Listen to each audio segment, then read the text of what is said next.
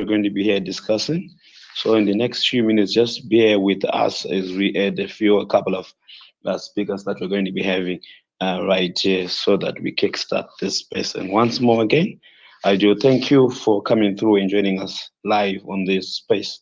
We do appreciate your time to be here.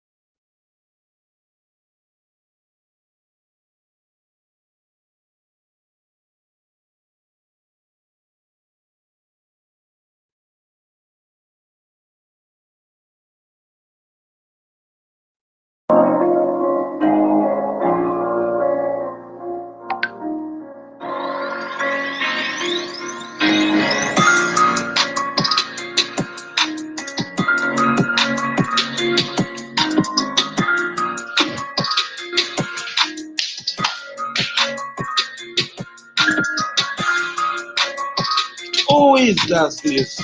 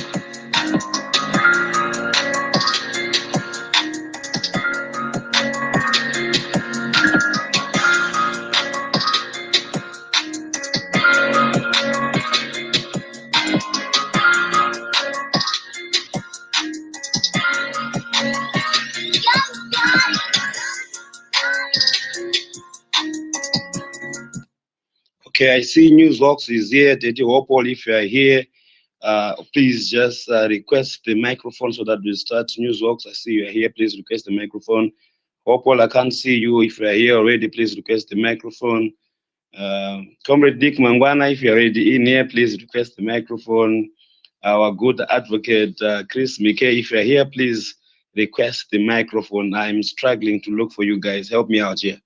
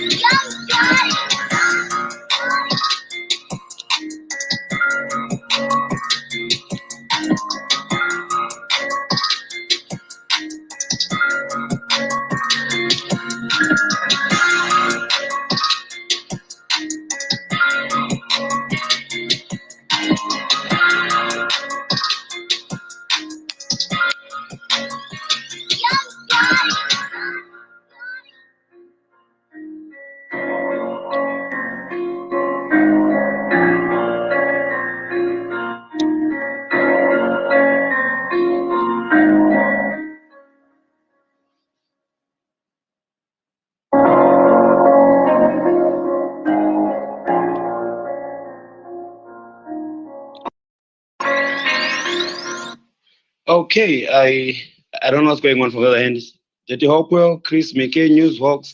I am sending new microphones. Please, guys, accept so that we can start this. You are somehow not yet accepted the microphone. I don't know what's going on from your end. Is it my end or is my end? I'm waiting for you guys to receive, accept the microphones, and then we kick start this. I hope you guys can hear me loud and clear as well.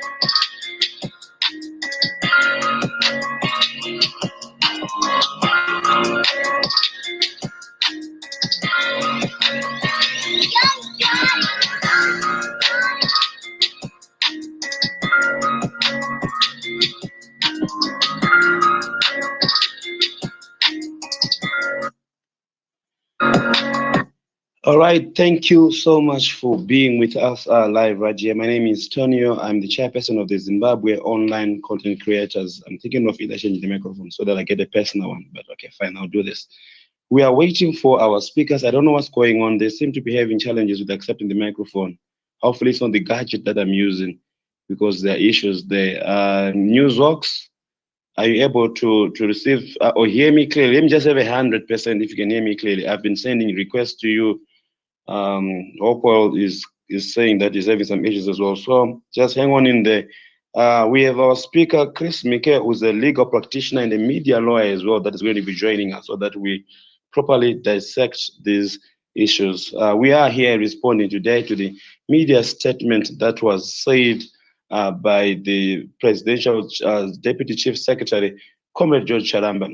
These were clear threats that he made today as far as the media sector is concerned, and we're here to react, respond to the statements, and more importantly, we also need to discuss about the implications of such a statement. I've made a personal phone call to Comrade George Charamba to speak about this issue. I made an open invite to Comrade George Charamba so that he joins us on this space. He had his very serious reservations. We're going to talk about that, and I'll let you know his full response to the invite that we did to him so that he joins us and becomes part and parcel of this conversation. We would not have loved to talk about government officials, but wanted to talk to and with them so that they also get to hear our grievances as various media players professional, ethical, credible media players that are practicing here in Zimbabwe. You saw what has happened today. He made a strong statement against journalism and journalists, and also very much worrying. He also made a statement against Newsworks, one of the media houses practicing here in Zimbabwe, where he clearly said that we are a Soros media house, and it's a mistake that they've allowed them to be here. I seem to be having serious issues with my fellows from Newsworks here. I need to just briefly co-host with my capable friends and partners from the spaceship. So that in the meantime, while I try and deal with this issue of connectivity, we can see how best we can deal with this. But sincere apologies. Okay, I see a request coming through. Finally, something is happening. Uh, this one is from a political party radio station. I will not accept this. Sincere apologies. We are going to be having this as various media players so that we resist the temptation of being politicized. But please, if you can send me the requests so that I easily just accept them. I do not know what is happening with this space. I'm going to be adding a fellow co-host so that you can probably help us. Maybe is the issue with my gadgets. I'm not so sure. Um, right. Alex, I'm going to be accepting you so that we have a bit of assistance here to try and add our hosts and co-hosts and speakers. They seem to be having challenges in this space. So if you can please accept the co-hosting request that I'm sending there so that you help us with getting our speakers. We are going to be we're going to be dissecting and discussing this issue as far as the media sector is concerned. Finals, I see you there. Can you please just send me a request? I need you to help me with this so that we can connect our calls somewhere. I think this gadget is acting up. Daddy Opal, I can't see you. Please send a request so that I quickly respond to the request. I think that way it will help me out a bit more. In the meantime, please just sit back to a bit of music as we try to connect our speakers and we start this space as we react to Comrade George Charamba's statement. I'll be back in the next few seconds.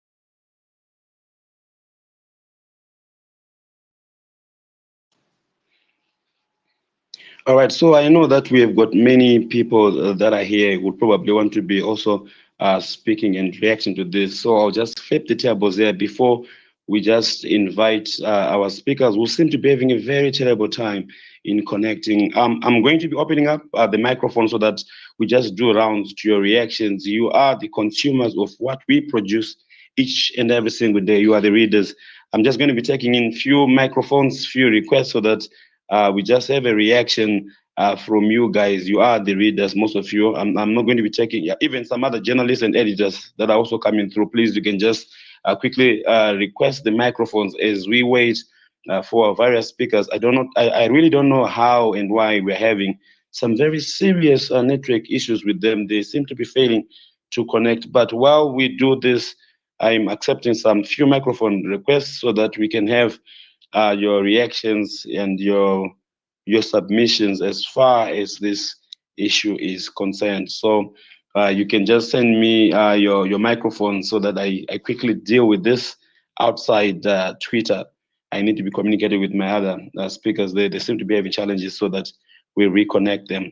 So what we're going to be discussing here today is the statement that was made by George Charamba while he was using his Twitter handle called the Zimwe. He clearly said that friendly advice to all reckless journalists. Al Jazeera is not a court of law before whose claims impart privileges to defamatory utterances. It is merely some weaponized channel. If you are reckless enough to repeat what is phony, documentary, defamatory says, hoping to plead, I heard or I saw it on Al Jazeera, you will be sorry for yourself. Do not for once think there is no grit to act against recklessness, defamatory and politically motivated journalism. Faceless Twitter names egging you will not be a factor when brickbats come. Be warned. So this is the statement that we are going to be discussing and reacting to. He also went on to directly threaten um, and say that he regretted allowing Newsworks to be here in Zimbabwe. So these are the statements that we need to be reacting to. Okay, I'm just waiting for you guys to request microphones. If they're there, Alex, please can you accept the calls? I need your help here with the technicalities. I have no idea what is going on here. At least I'm happy you're here. Finals, I see you. Please, please just send me a request so that I can just briefly go to actual calls so I deal with the issue of trying to reconnect our other speakers. So in the meantime, I really need your assistance there so that we reconnect and see what exactly could be troubling our fellow friends. But this is the topic. These are the things that we need to be discussing. We are also going to be joined by Mr. Chris McKay. Chris McKay is a legal practitioner and a media lawyer. He's a media defense lawyer who has been standing in various media cases as a lawyer and various litigation issues that has been here around so that he helps us navigate these issues. What exactly may the media have wronged and the best ways to do round in such circumstances like this. But obviously, we as various media players, we really feel threatened by such statements. We do not take them lightly. We know the implications and the ramifications of such a statement. These are the issues that we are here to discuss. And I'm still waiting for you guys to help me. Alex, please accept the co-hosting so that you add the speakers. I may be having challenges on this device for some reasons, howsoever. But if we've got any other guys who want to quickly react to the statement by George Charamba while I'm waiting for our various speakers to come through, the microphone is here open. I'll be able to quickly give you that microphone. So, I see Padre is already requested. I hope we're not just going to be playing and toying around the political line so that we stick to the ethics and the need for journalism. Okay, I'm now seeing requests. There's been something funny with my app, so please just help me out. Alex, you're not accepting the request for hosting. Please help me with that so that you help me to accept other requests because I'm seeing requests that are coming and going. Sincere apologies. I may be having a serious device issue, so yeah, I need you there.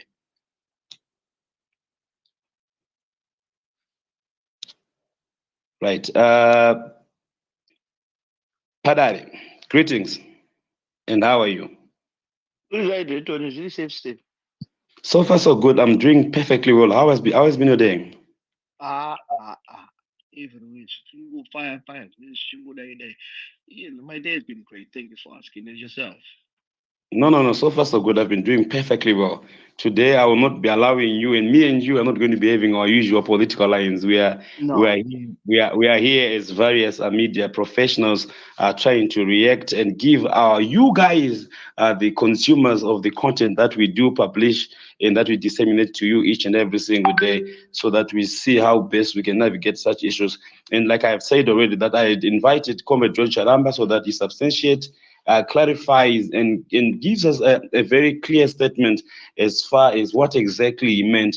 I'm going to be playing a recording, hopefully a part of it, of the conversation that we had with also Comrade George Charamba. And more importantly, would want our legal minds to also react. We've got Mr. Chris Mike, who is a legal practitioner, speaking to us exactly on what these statements mean and what does it mean to journalism. We also noticed that even our fellow comrade Hope Washington has also said that he's not going to be reporting or talking about this gold mafia expose. So it may be. So we just need to react and speak about this and the ramifications of such. If I've got any news editor in this place, editor or a journalist, please, you can just quickly react and accept and request for the microphone. Hopefully, I'll be able to see the request, and I'm hoping that my fellow co-hosts there will be able to also accept. It looks like the gadget that I'm using is having some serious challenges. So sincere apologies. I need to battle this out before we quickly start this out. Newswalks, you can request again. I see you, but I can't send you the microphone. Please request the microphone so that I'm able to send it to you, and then we can kick off this conversation. Our legal practitioner, Chris McKay, says just finishing off a certain assignment. Once it's done with a meeting that is in, he's going to be joining us here so that we also speak about the possible ramifications of such a statement coming from the Deputy Chief Secretary here. Padare, I'm overly cautious to give you the microphone before we start the debate, but I know you are a person of a sober mind. What do you think could have made Comrade George Charamba make such a statement, and what do you think are the ramifications of such to journalism as I wait to try and aid my speakers? You can have your input there. I think it's only fair for you to play it as you said, so people could hear. And then I just came to support you and this because you said, yeah, you know how the media is reacting. So, but I'm happy to comment later on as we go. But I came to support and say we are here. We are also listening from the other side, and hear what the media statement is saying in that. So what we hear the media first, and then we can actually then come in and give you our opinion because that's what the media reacts.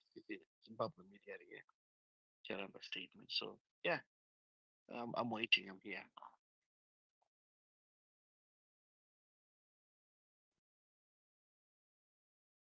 Comrade Tony Moripwe, are you there, sir? Yes.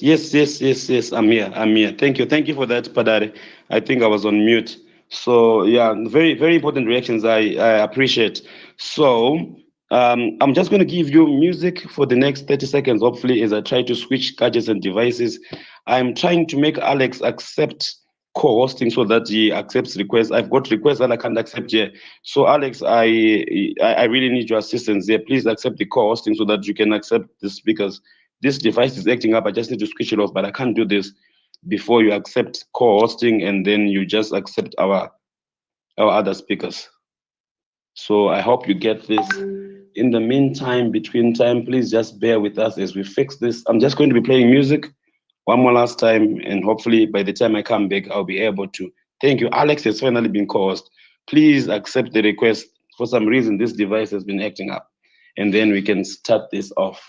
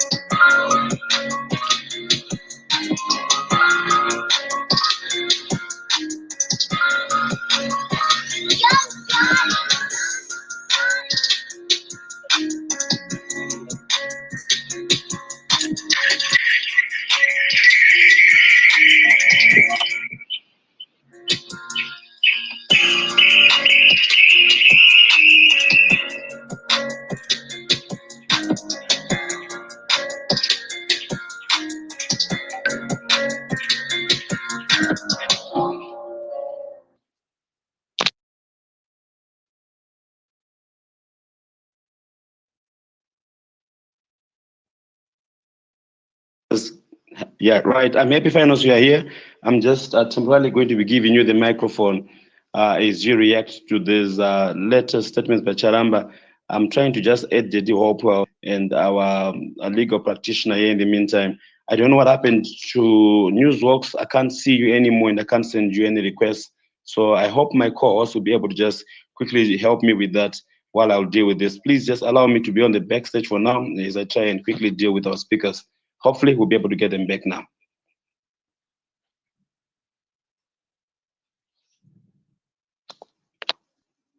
Over to you, Finals.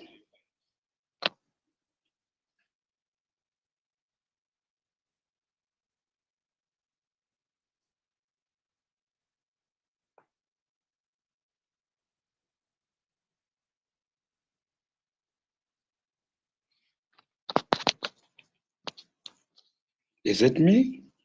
Or we can't hear you? Finals? Upadari, you're speaking. I can't hear anyone here. No, there's no one speaking. Okay. We can hear you, Tonya. Okay, fine. I need you guys to release me so that I just get a phone call. So I just get my people. Let me understand exactly what could be going on with the devices. So please release me for the next few seconds as I'll be back after dealing with this issue. So you can take over the microphone now.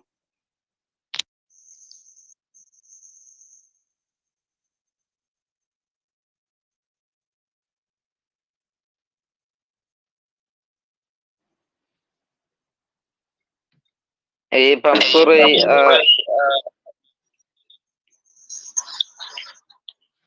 I also allowed to speak? I don't know because I can't hear anyone.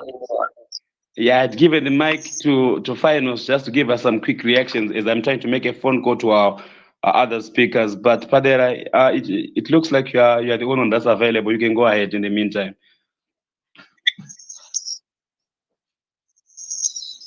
I think with Pinus, you need to drop him because he doesn't seem to have the mic. He needs to drop and come back if he's going to be a co-host. Yeah, I'm just waiting for Tony. I think and said who's speaking through ZOCC on the media reacts to Mr. Comrade George Charamba statements. So we're just waiting to hear what his statement would be. Yeah, and yeah, I think Finance is giving 100%. Tony, perhaps maybe is now linked to Finance. Are you there?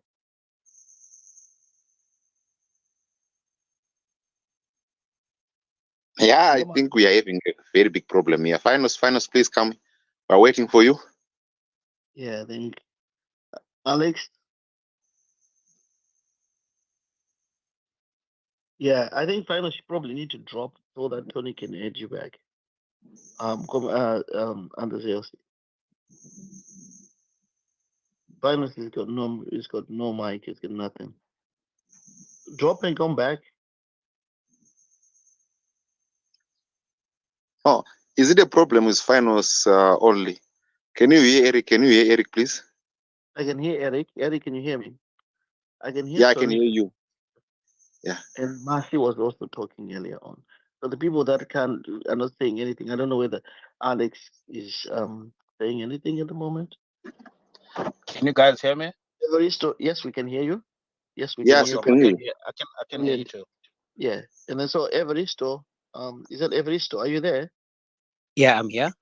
Good. So Tony, I think your team is here. The only person who's not here is Finals. Is in the space somewhere. Probably needs to drop and come back. Yeah, finals is having a problem because it's just we see him, but he's not with us. Yeah. Praise, are you there? Praise, I think it's another person with the mic. And Tino. Evening, Good. gentlemen, ladies and gentlemen. Can you hear me? We can hear you loud and clear. Okay. Tanonoka, Zimbabwe. Tanonoka Kupiko. Are you, can you hear us?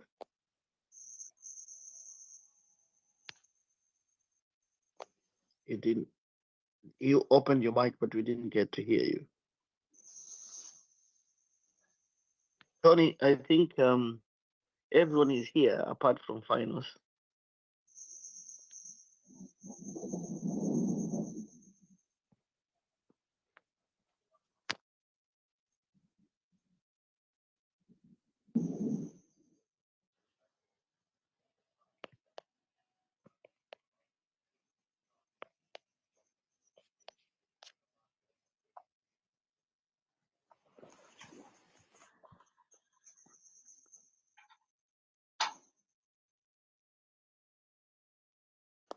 Eric, are you there?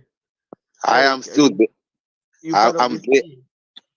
I'm Maybe you I'm might there. need to say something to come in the team while we're waiting for. Oh, Hello. he's back now. He's back now. Tony's back. Okay. So I'm just back briefly. I'm just trying to connect our other speakers. If you can just excuse me briefly for now, then I'll be back once my speakers are back. So I'm just switching off my mic in the meantime. No worries. Kongoma Eric, how are you? I like the gown. What were you graduating? What were you learning there? Ah, I was learning marketing there. But Marketing TV or just marketing everything? yeah, I was doing business studies at UCET, especially majoring in marketing. Wow, and what are you up to now? But there's nothing to market in Zimbabwe now. Now I'm in South Africa. Market I'm one. Hello? Market one. Mind I'm South Africa and how to do when use that marketing skill to market another skill. Have you ever, there's tourism, it's not just about politics. There's tourism in Zimbabwe. There's even your rural home. You can actually look at Terry. Terry never sold anything but his house and chickens. When I learned a lot. When I come back, I will definitely utilize that. Oh, Yeah. I was once told about this young man called Joseph in the Bible. He was a Yes. slave. He ended up being a prince in Egypt. He Eh. looked back at his country and he blessed his country in many ways. So I always see the diaspora is that the Joseph of Zimbabwe that would go back and do something if you're willing to partake in. Yeah, definitely. I have a passion in marketing, but by that time, I was too young, so I thought I must be employed and on my skills. So I ran away after the opportunities were scarce. It's not running away; it's getting an opportunity to doing what you're doing. Tony, when you're done, yeah, Tony is back. Yeah. He's sorting out his team. You know what I always say? People always say to me, "Oh, but I educated this, I went to this, and I did this degree, but I'm not getting a job." And I said, "You know something?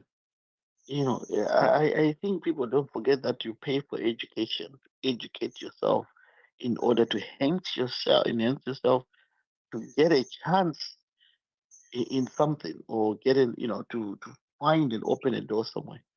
But that person who opens that door is not probably you who's qualified to do the job, is where you're going to be seeking employment. And that's key in education, isn't it? I don't know, maybe I take it wrong. That because you pay for this education, no one forced you to choose a subject and you find yourself doing certain subject. So yeah. And then expectation management is critical, I think. But you know what I would do, Eric, if I had money? Yeah. I would make my child travel the whole world for 4 years. Yeah. It's learning from one country to another, one continent to another. I think That's very good. they'll be better schools than sitting in a class. Yeah, but what I learned while here in South Africa, I always tell people there in Zimbabwe that it was an eye opener to come here. When I come to Zimbabwe, I will never be an employee. I want to be an employer. I think that's the problem we are. When you go to school, we are always seeking to be a manager somewhere, no supervisor somewhere. But otherwise, I find out the opportunity I have now is when I come to Zimbabwe. I want to position myself as someone who has the capability of employing rather than being an employee. Yeah, Pamsoroi.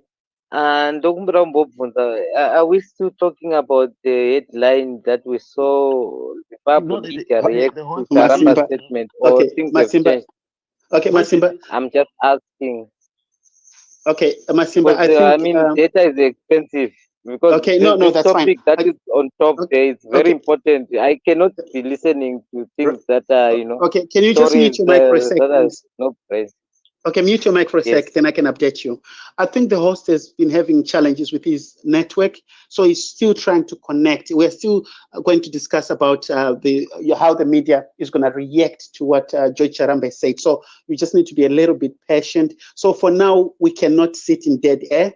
So that's why Tungotara Nyaya Magariro, Magariro. But we are still on course to discuss that, if you don't mind. Thanks. Okay, but do you realize that we are not all connected to the Mnangagwas, whereby we have got smuggling diamonds and whatever gold. We don't have data.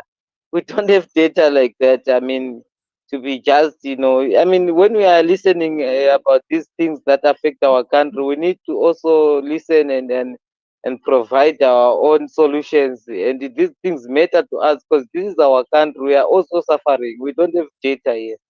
It's not like we are paying for our data. Did you know that you can connect your phone to heaven and get free data through tongues? All right, you know what, guys? I think let's make it easier, guys. What I was trying to say is it's probably okay. We could continue. We can actually start with the discussion where okay. PC. Look into it. Okay, let's do this. What I will do until Tonio comes back to us, we can start with Masimba on his, statements and his submission, possibly until the co-host and host come back to us. So let's go on Masimba. Okay, right. Thank you very much. Sorry, Masimba. Yeah, let me not waste time because I don't have data and I don't have electricity. All right, sorry, gentlemen, to just cut you off here. I've managed to connect Mr. Chris Mike, who is going to be joining us. Mr. Chris Mike is a legal practitioner in the media law. Unfortunately, I'm going to be patching him off via my other gadget because he also seems to be having serious challenges to be connecting. We failed to connect Mr. Chris Mike. So what I'm just going to be doing is I'll patch through Mr. Chris Mike. He's a legal practitioner, he's a lawyer, and he's also a media defense lawyer, so I should say. I hope, Mr. Chris Mike, I've introduced you in the right way, but all I've just done is as far as I know you. But thank you so much for joining us, and we do appreciate you for having us live on this space. Thank you, Toneo, and thank you, colleagues, for making time for this important conversation. All right, so we are here mainly because of what the Chief Secretary, Deputy Secretary to the President, Comrade George Charamba, has made a very, should I say, disturbing tweet to the various media fraternity and media players there. I'm sure most of you guys have already seen the tweet. I've read it once. Maybe I don't need to read it unless if Mr. Mikel, you want me to read this again.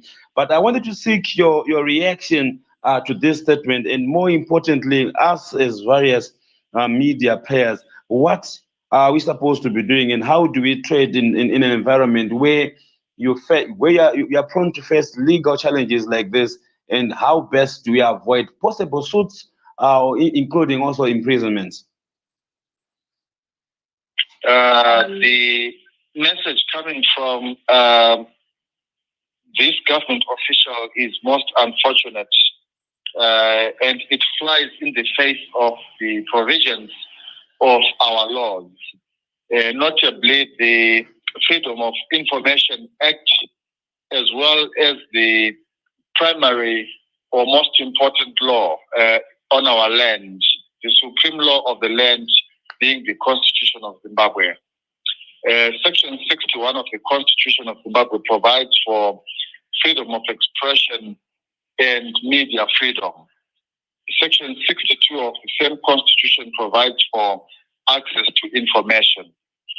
The statements coming from Comrade George Charamba is therefore on its face out of sync with the constitutional and statutory provisions of our law. This is my initial reaction to the statement that we are discussing this evening. Thank you. A very important one.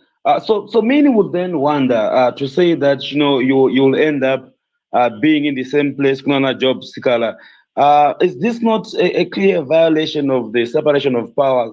Because obviously he represents the executive. There has to be due diligence. Should there be any criminal offense that may have been committed there? We have got the judiciary, we've got the executive, and we've got the lawmakers. How do you respond to someone then that tells you that you end up at the end of of a legal matter, before trial, before even persecution or defending yourself. He rightly says that will end up being with job seeker, which is honestly the last phase of any trial. What is your response to this, specifically when it comes to a government official? The message coming from this particular government official certainly has a chilling effect on the ability of journalists and other citizens, as well as media practitioners operating in the country, who are now operating in the face of a very direct threat to their freedom. And you are right that there are also repercussions in terms of the separation of powers and particularly judicial independence. There have been concerns by many in the legal sector about the state of judicial independence in this country, with a view that many legal and judicial officers are not able to practice their profession freely and without undue interference. It is rather ironic that the example of job seeker is given by this particular government official when there has been a lot of controversy around the current detention of job seeker, the politician and the lawyer. Job seeker was arrested during the course and scope of his duties as a legal practitioner.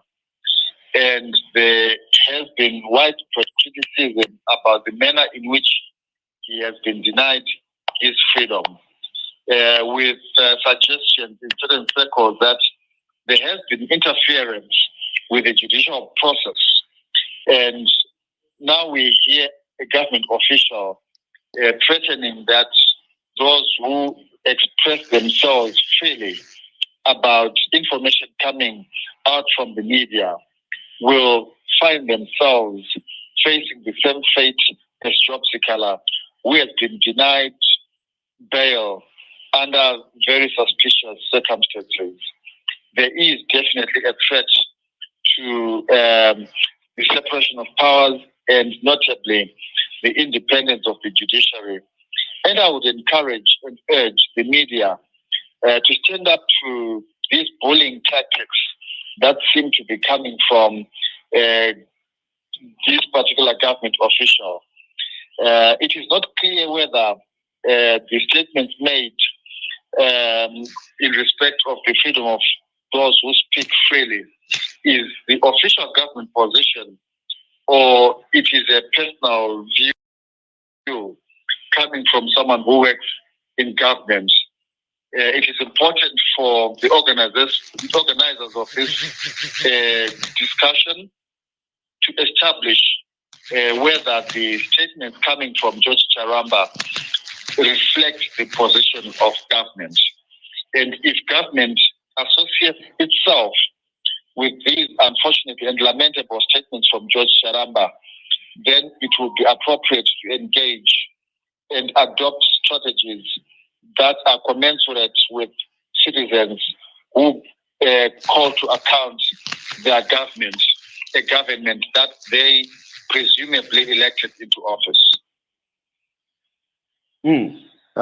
Quite very interesting reflections there, Mr. Mike. I understand the issue of job seeker was unfortunately thrown in, and then there are real fears that there could be issues of judiciary capture. Does this in any way kind of confirm that surely there could be such an issue if one can confirm that will end up at a place where job seeker is? Does that confirm our fears? Well, it is a grave allegation to say the entire judiciary is captured. I would say it is important to delve into conversations with members of the judiciary, members of the executive, members of the legislature, as well as ordinary citizenry, and obviously the media as well. for a proper analysis of the trends and traits that we have observed in recent months and weeks and years. I would therefore be cautious and refrain from concluding that because Dr. Charamba has said people will end up at Kurubi. This is confirmation that there's judicial capture. We would need to embark on a more extensive and intensive exercise to establish whether or not there is judicial capture. But it is, of course, a point of concern when someone who is so high-ranking in government would purport to speak on behalf of the judiciary and proclaim the fate of those who intend to exercise their constitutional rights. If a senior government official speaks that language and it is confirmed that he speaks on behalf of government, that would add more weight to the suspicion that there is capture in the judiciary. Right. Mr. Mike, on a very worrying note, how should we trade as journalists there? You note that you say you cannot be using, he says, let me quote exactly what he says. If you are reckless enough to repeat what its phony defamatory says, hoping to plead, this is the part, hoping to plead that I heard or I saw it on Al Jazeera, you will be sorry for yourself. What remedy do we have as various media practitioners when we are reporting from a source these allegations? What kind of remedy do we have, and how best should we cover such issues as various journalists? We've also noted that a fellow journalist, Hopo Chinwono, who's also trying to join us now, he has also made statements that he's not going to be tweeting or talking about these gold mafias. I'm worried about what should we do as well as journalists to make sure that we are also safe and protected from possible litigation in these issues. It is important for all in the media sector to challenge emphatically the threats that they face in this particular instance, but as well as in the broader context of the electoral environment that we presently live in. We know that traditionally electoral seasons in Zimbabwe have been accompanied by grave human rights violations, violence against citizens, the harassment of the media, and other unfortunate and dark episodes of maltreatment coming from the government as well as non-state actors. So it is important for the media to come together, rally its forces, and stand up against threats that may be directed at media practitioners, particularly in this electoral season. It must be remembered that statements that come from government officials are not law. I mentioned earlier on that the Constitution is the supreme law, and that basic law categorically states that all laws, practices, statements, traditions, and any other behaviors that are contrary to the provisions of the Constitution are unconstitutional and are illegal to the extent of their inconsistency with the Constitution. And therefore, I'd encourage journalists to be familiar with their rights under the Constitution and other subordinate laws, such as the Freedom of Information Act. They must therefore assert their rights. There are many avenues through which citizens and journalists included can assert their rights. They can approach courts of law for purposes of asserting their rights. They can also do so through the various institutions that have been put in place by the state of Zimbabwe to ensure the protection of rights, I will cite, for example, the Zimbabwe Human Rights Commission, which is established under Chapter 12 of the Constitution, specifically to ensure that journalists, citizens, and residents of this nation can exercise their rights. That is a platform through which the media and media practitioners can exercise their rights. We also have the legislature, which is reflective of the multi-party democracy under which this nation is governed. It is possible for media practitioners and those who feel that their rights are violated to enforce and assert their rights through the legislative process or through legislators who would be sympathetic or who would be understanding of their plight. And I should emphasize that those legislators who are respectful of the provisions of the Constitution are not necessarily from one particular political party. We believe that one would be able to locate and identify those across the political divide. Those are some of the platforms and channels through which those who feel threatened.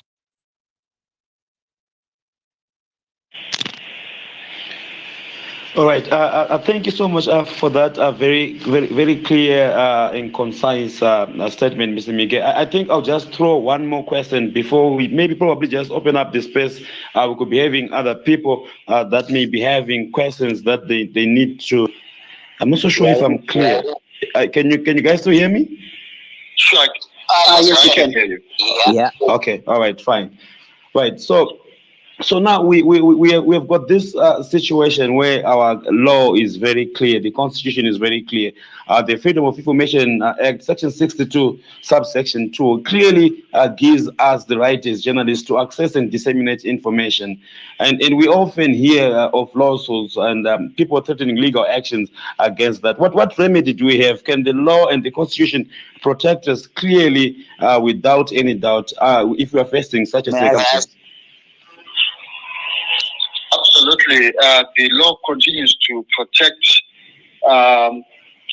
citizens and journalists and those who work within the information space. I would encourage those who will engage in conversations surrounding the Al Jazeera document or any other subject to stick to the ethics of journalism, the traditional ethical guides will be very good, will provide very good defenses to those who decide to continue engaging and communicating around these issues. One of the most primary guides, ethical guides, relates to the truth. If you are speaking the truth, you should be able to stand your ground and defend any lawsuit that may be launched against you. Fair comment is also protected under the rules of ethics as well as the laws of this nation. The public interest is also an area that is particularly protected. If you make your fair comment in the public interest, you will be able to defend yourself either in civil law or in criminal law. You will recall that criminal defamation was outlawed in Zimbabwe back in 2016, and it therefore would be difficult for the state to proceed under criminal defamation and civil suits for defamation would be one that those in the media and beyond should be able to face and defend themselves. They face those lawsuits and defend themselves successfully on the basis of the defenses that have traditionally been established under our civil and criminal laws. In this particular case, we are referring to the civil law. Since the threat suggests that those who decide to converse and debate the subject matter will find themselves at Chikurube, the implication is that civil law, criminal law, the criminal law and procedure will be invoked against them. One would therefore have to wait and see what charges precisely the state would decide to prefer against those who decide to engage and debate the subject matter. The field of journalism is one that is not designed for the faint-hearted, particularly in states like Zimbabwe. We know of the poor record that we have in respect for media rights. I would therefore encourage all who practice in this field to bravely exercise their duty, knowing full well that the law is on their side. Although we have challenges in our legal platforms, in the judicial platforms, there have been many judicial officers who have done the right thing and have upheld the law. There are also those other institutions that we believe are not as captured as one might fear, that would hopefully come to the rescue of those who might be harassed. We also have the international community that is watching day and night. And we know that we will get solidarity from the relevant platforms and corners. We continue to assert our rights as citizens, and media practitioners ought to continue asserting their rights as they are provided for under the Constitution. Freedom doesn't always come on a silver platter. At times you have to stand firm and sometimes take a little bit of discomfort and suffering in order to assert those rights. As a people working together, we should be able then to tell off those who want to violate and override the rights that are vested on us in terms of the law of the land. Mr. Mike, I do thank you so much. I'll just hold you on. I know I disturbed you from a certain engagement, but maybe one or two very much burning questions before I let you off the hook there. And then we'll have the ZUJ president and the Media Alliance of Zimbabwe also coming through to speak with us. If there's anyone with a burning question, you can just quickly raise your hand. I see Finance, your hand is already up, so that we quickly just have a quick reaction with Mr. Mike there before we let him off the hook. You can go ahead, Finance. Perfect. Thank you so much. I hope Mr. Mike can hear me.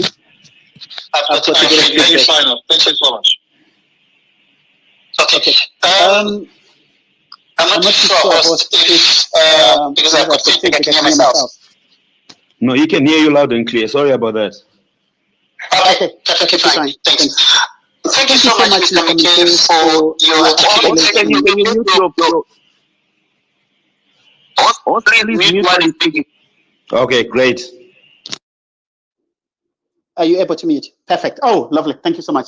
Mr. Mike, thank you so much for your very comprehensive submission, particularly on Section 61 and 62 on the freedom of expression, access to information.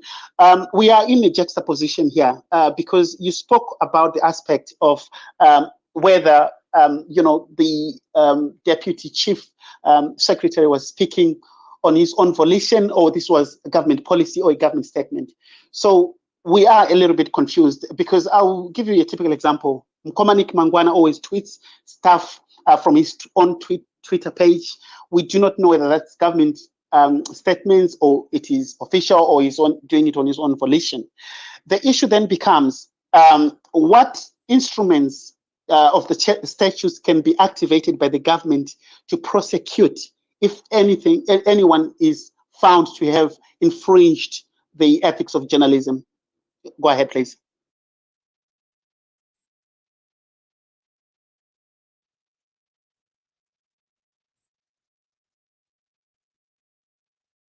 Over to you, Mr. Mike.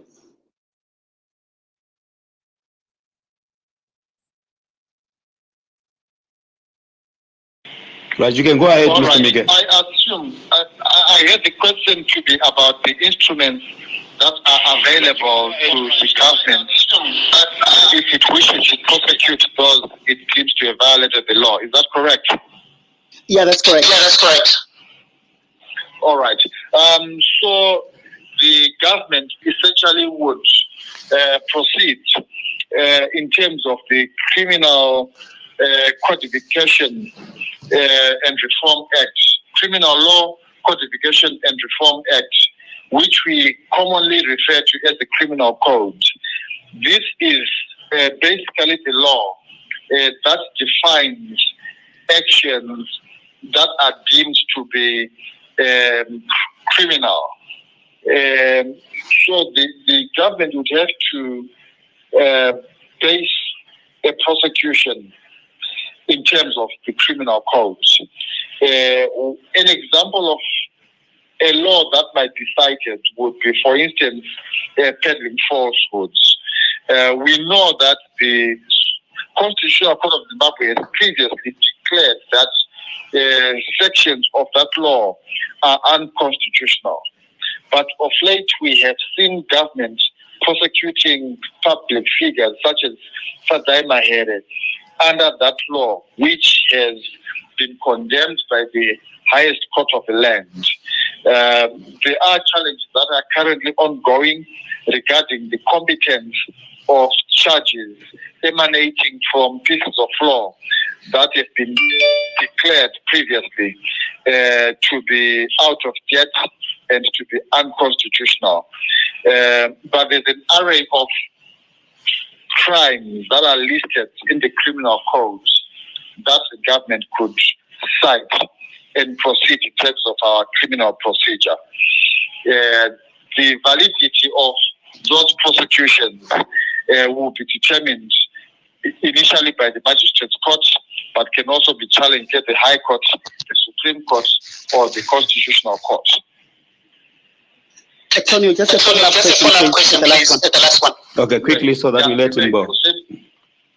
Perfect. If you need your mic, please. You can go ahead. Perfect. Thank you. Mr. Mike, so should we conclusively say journalists in Zimbabwe are walking on quicksand? It is statements such as the one that we are discussing today, coming from a senior government official, that give a bad name to our country. Zimbabwe has oftentimes been referred to as a pariah state, and that pariah status is perhaps entrenched by the incidents and the frequency of these kinds of threats. There have been numerous threats that have been issued against the media, and we have seen various organizations such as the Media Institute of Southern Africa, MISA in Zimbabwe, releasing very worrying statistics about the state of media freedom in Zimbabwe, reporting about the arrest of journalists, their prosecution, and general harassment. We also are ranking very lowly on the international indices that measure media freedom in Zimbabwe. I mentioned earlier on that electoral seasons are not very good periods for journalism in Zimbabwe. But we hope that the interventions that are being embarked upon by various media freedom organizations will yield positive results. I'm aware, for instance, that senior journalists such as the Media Alliance of Zimbabwe coordinator Nigel Nyamutumbu and Chris Chinaka, as well as other officials in the media sector, went around the country meeting senior ranking police officials and other government officials with a view to ensuring that there is a minimization or elimination of harassment of journalists during the electoral season. It is our hope that those interventions will yield positive results. But we have also had other progressive government officials promising that the Second Republic is committed to media freedom and to the reform of the governance structure of this nation. We have particularly heard from the Information Ministry promising that they have started the reform process through the repeal of oppressive laws such as IPA, and that they are going to promulgate additional laws that will protect media freedom. We must call upon those government officials as well as those who are above their rank in the executive to honor their promise to respect media freedoms. These promises are a matter of public record, and we must push and assert the fulfillment of those promises as read with the provisions of our law that protect media freedom. All right. Thank you so much for that. I'll just pick one more question so that I do not continuously abuse our learned legal minds here. So if you have any burning questions, you can just quickly just raise your hand before I let off Mr. Chris Mike right here with us. Going once. Going twice. Mr. Mike, your closing remarks and your word of advice as far as this issue is concerned, just before we let you go.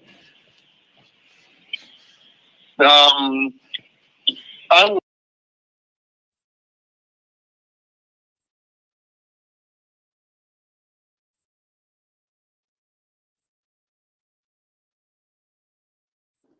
Tony, are you still there? We can't hear anything. Oh, sorry about that. My mic was muted. Mr. Mike, can you please just take it up one more time again? I had forgotten to unmute my mic. Your last remarks as well and word of advice to various media players. Sincere apologies. You'll have to take that again. Right. Yeah. Okay. That's fine. So we acknowledge that we live in perilous times, and we are faced once again with threats from officials who should ordinarily be protecting the rights of journalists and the rights of citizens. The Bill of Rights in the Constitution of Zimbabwe calls upon all people, including government institutions and government officials, to uphold and promote the rights that are enshrined in the Constitution. It is therefore unfortunate that some of those who should be protecting those rights are in the forefront in instilling fear in the sector. We must continue with engagement. We must continue with dialogue with those that we deem to be posing risks and threats to the media. We must find clarity regarding the source of this information, the source of this threat that we are discussing today. Is a threat from an individual, or it's a threat from a particular ministry, or a threat from the state? And I doubt that the entire government of Zimbabwe would be in agreement with the fact that no person should discuss the contents of the Al Jazeera documentary. I doubt that very much. But if it is the case that the whole government of Zimbabwe has taken a position that there should be no conversation whatsoever around the issues of corruption, then we must come up with interventions that combat this very retrogressive approach to the problems that face our nation. I want to encourage all listeners to this conversation and those who will read the outcome of this conversation to remain resolute, in their determination to assert the rights that are vested on them in terms of Zimbabwean law, in terms of regional law, as well as international instruments. The law is on our side, and we must continue executing our duties patriotically, in a patriotic manner, but also in a manner that does not detract from the checks and balances systems that is established under our law. The media is the fourth estate, and it is particularly established to work as a check and balance mechanism against the abuses that we face from time to time from the executive and other arms of the state. Let's remain resolute and determined to ensure that we carry out our duties without fear or without favor. Mr. Chris Mike, I do thank you so much and fully appreciate having your engagement here, and more importantly, getting the wise direction from the legal practitioner. I have someone who has a hand up. Please just be very quick so that we do not continuously hold Mr. Mike. Sanonoka, I see your hand is up, so I'll allow you just quickly intervene before we just let him off. Of course, we've already stopped him from a certain engagement that he was into. You can go ahead quickly. Okay. Thank you so much. So, responding to Charamba's statement, I think what we can do as a citizen. Is that a question that you are sending to Chris Mike, or is a personal reaction? Let him go ahead. Okay. I'm keen to hear his comments. Yeah. It's just a remark. It's not a question. It's just a remark before I drop off. I want to hear your input into the matter. Okay, thank you. All right, so what we must our response to Charamba's sentiments is that we must just educate our people, the citizens, on the importance of our journalists, and we must protect our media, because it is important to observe that the critical a fundamental point is that the media, as a major social institution, is expected to serve the public by not just providing information, but to stand against the abuses of power. So our people must be educated, must always be educated that the main goal of investigative journalism is the maintenance of public morality by exposing transgression or immoral behavior and activities. So such exposure is expected to lead to change or policy reforms. So our people must be really educated on the roles of our media and our investigative journalism. We must always protect them. Thank you.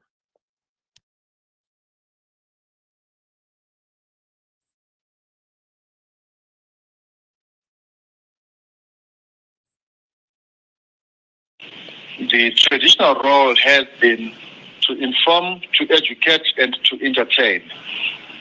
And these duties, particularly the first two, to inform and to educate, must be fulfilled in good times and in bad times, in safe seasons and in perilous seasons. So I would agree with Chanonoka's contribution to the effect that the media continues to have a role to educate society about their rights, but also about the meaning of what citizens consume through the media. The Al Jazeera documentary is a product coming from the media, and it is well within the rights of media practitioners to interrogate and comment and explore and propagate the issues that are coming out of this media program. Thank you so much, Mr. Mike, for that. Finals Kamunda, I would have picked another hand. I see your hand is up. I would have wanted just to pick one more reaction from someone who hasn't spoken before we just let our good lawyer off the hook there. But anyway, hand is up, Inus. You can quickly take it away. Perfect. Thank you. Right. Mr. Mike, you spoke initially when you started with your submission. You said we do not know whether these were his own statements or it was government policy. When you refer to government policy, who are we referring to here? Because he's an employee of the government and is the chief deputy secretary of the government, of the president. So who are we referring to as the government? Because whatever he writes should stand ground as a representative of the government. That's the first part. The second part is, what can we as citizens do in order to put pressure on such repressive laws and statements at law? Thank you.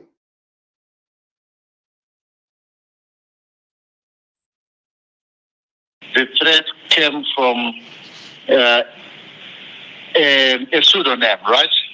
A handle that is not traditionally recognized as a government platform for the propagation of government policy.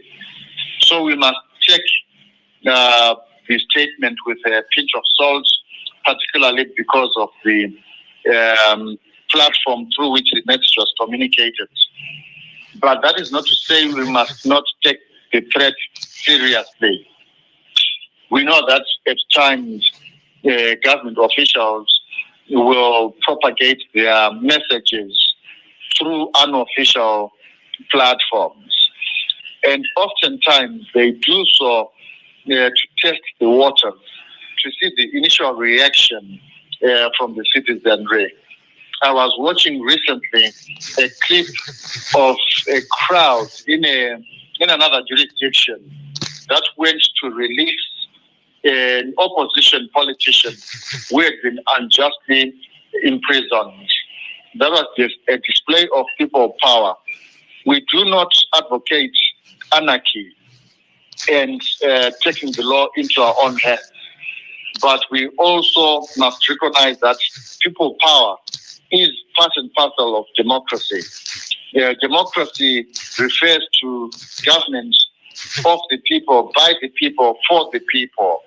Government is not just government officials who sit in high offices and determine what should fly and what should not fly.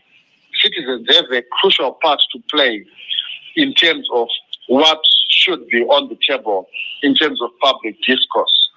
So you find Al Jazeera might have covered one issue that relates to life in Zimbabwe. It is up to citizens to ignore that particular topic, or to say, this actually is the key issue, and we'll continue to discuss it. The documentary, in my view, delves into issues of corruption in our country. Government itself has previously acknowledged that corruption is a big problem in our nation. So I would say we should be guided by the fact that government has official channels of communication, and those usually reflect government position. But we must still take seriously threats that come from people that we know to be working in government. So I think that's the answer to your question. The second part of the question, can you restate that, please? I suppose you did answer all the questions, because it was to do with what was feasible at law for us citizens to try and obviously take this through the courts in terms of, if any of our journalists is arrested for having, infringed any sort of law. But I think you've answered that conclusively. I don't think I need any more, clarification on that. So the first part you've answered as well. Yes, it would be somewhat premature. I mean, just very quickly, it would be somewhat premature to go to court and say our rights have been violated when we are not very clear about the the status or the standing of this government official when he makes the threat. So clarity would be crucial. I encouraged the organizers of this program to in fact engage with government, and particularly this government official. Perhaps that engagement will provide better clarification as to what exactly he meant, and it might therefore be unnecessary to litigate around this issue. Thank you, Mr. Mike. Just before you go, I just need to understand, do we have any particular cases where we have a media practitioner here in Zimbabwe that has been arrested and given a jail term or convicted for any media crime, as far as your experience here in Zimbabwe is concerned? Do you have any convictions that you can think of that has been on record? There has been arrests and prosecution, but none has resulted in a conviction. So we can safely say that we've got zero convictions as far as practice in media is concerned in Zimbabwe. Well, there have been a few convictions around the issue of free expression. You recall recently we had the case of Titi Dangarembwa and Julie Gabriel Barnes, who were convicted for expressing themselves through a protest, through a display of placards. Mm-hmm. So one might say that was the conviction in respect of free expression. That conviction is the subject of an appeal. The appeal will be heard in due course at the High Court, and therefore it would be improper to go to delve deeper into the issues regarding that case, as it is the subject of an appeal, and it is therefore a pending matter. It would not be proper to discuss it in full detail. No, I fully understand the limits of discussing a case that is still pending before the courts. But Mr. Chris Mike, I do thank you so much, and I fully appreciate your input and your insights into this very critical and key issues as far as media fraternity is concerned here in Zimbabwe, how we practice and the ways and best ways of navigating around the corners as far as the media practitioners are concerned here in Zimbabwe. I thank you so much for joining us and having at this time late in the night to join us and just reflect on these issues. Fully appreciate and greatly indebted. My pleasure. Have a good night. Thank you so much, Mr. Miguel. I'll get you off the hook for now as we get back to this space. Thank you. Have a good night too. Thank you. Cheers. Bye. All right. Okay, there you have it, folks. We have been having a conversation there with Mr. Chris Mike, a legal practitioner, a lawyer, a media defense lawyer, that we have been engaging for a very long time as far as media cases are concerned. I think he's been there for the media through and through for many years. We've got the Zimbabwe Union of Journalists, and we also have got the Media Alliance of Zimbabwe president. I hope by now you are able to join us through so that we have a conversation around this issue. And we also have quite many journalists and media practitioners that have joined. So please, I know we've got many people, also non-journalists who are here. I'll give you an opportunity to speak and have your conversations. But in the meantime, we'd just like to have a bit of reflections and reactions from various practicing journalists that have already joined us here. If any are still there and you are in the terraces, please just request the microphone. And if we have any journalist that is already accepted the microphone, you can just raise your hand so that I'll quickly pick you up for a reaction, because this is journalism under siege as far as the craft of journalism is concerned. We have heard the statements, very much chilling statements coming there from the Deputy Chief Secretary, Comrade George Charamba. I know many are saying there has to be plausible deniability because he was using a different name and all that. And I see Simba Shikan, the hand is up. Simba, welcome, my brother. It's been a long time. How are you doing? I'm well, thank you very much. I hope you can hear. Loud and clear. You can shoot, my brother. Okay, thank you. Just maybe try to mute. Okay, thank you. Yeah, do we still have our lawyer here, Chris Mike? Could he please remain? I Simba. I asked for your reactions to Chris Miguel before time ended because he was joining from a third device. You did not raise your hand. You did not request him. You can't request him when he's gone. I don't know why he did not react because I asked 3 times to say anyone with a question to Chris Miguel. You did not react. He's gone for now. Unless if you are really burning, we have to reconnect. Yeah, I actually had my hand up. You probably didn't see it. But I wanted to ask him for what facilities there are in the laws to stretch, to just utilize um, some of these facets inside the laws. So perhaps here, Charamba could be sued, just be taken to court over his threats.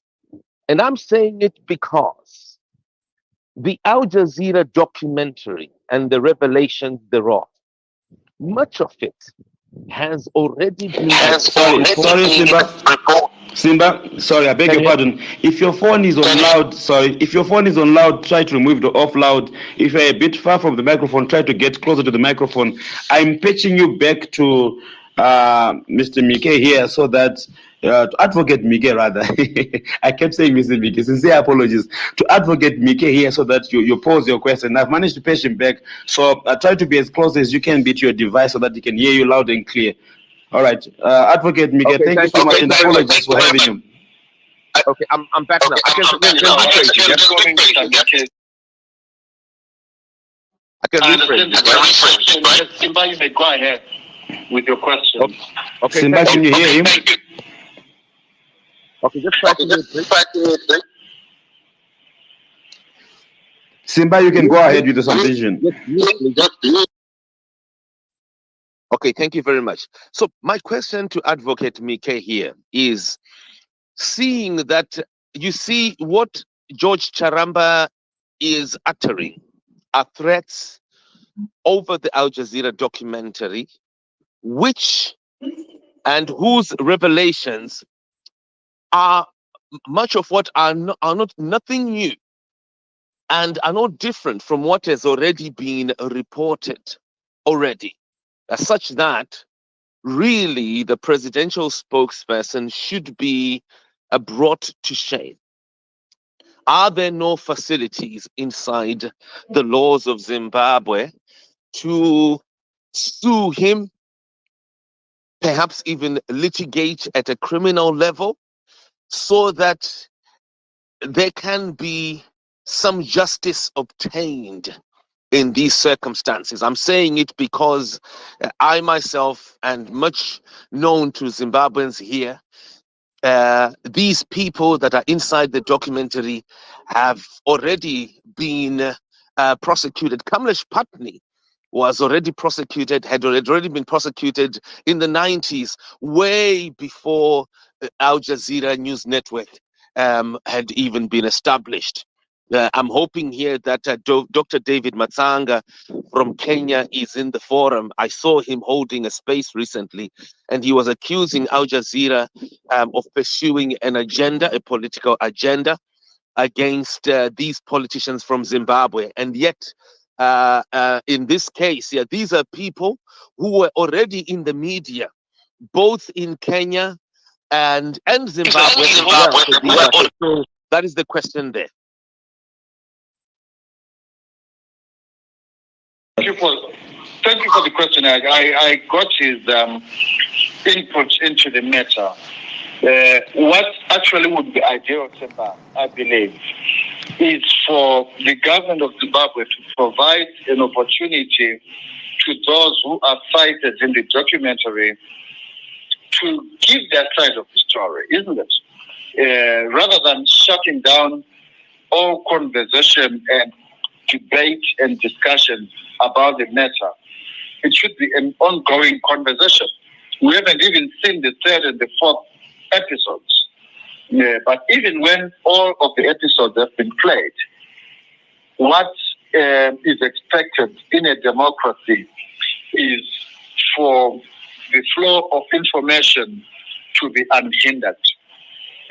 Now, it will be possible for those who feel that their rights are being violated and that their freedoms are being limited, to institute proceedings for the protection of their rights.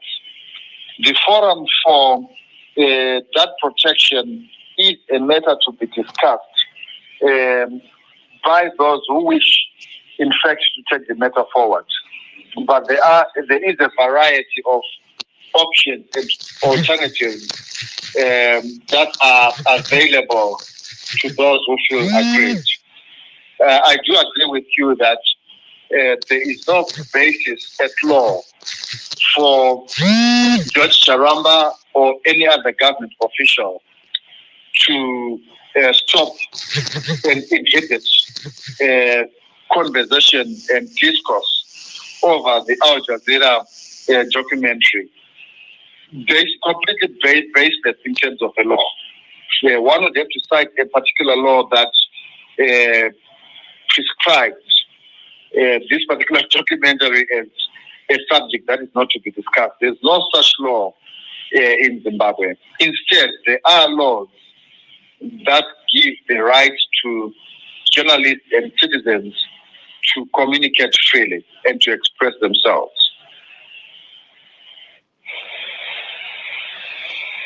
All right. I think, Simba, there you got the answer loud and clear. Just before we get the good advocate off the hook for the last time again. Simba, one more thing. I suppose the nuts and bolts of the challenge is probably an issue that would not be discussed on a platform like this. I believe the media line. I would like to know. Yeah, please go ahead. Okay, he says, please go ahead. Right. Okay. So I was saying, I would like to explore ways that the presidential spokesperson could be punished at law for what he did. What he posted today. Because he doesn't have immunity. From litigation, solely the Muslim way of dealing with him. You are right. He has no immunity against litigation. Anyone really who feels that their rights have been violated as a result of actions of this particular government official does have the opportunity at law to institute proceedings against that particular action.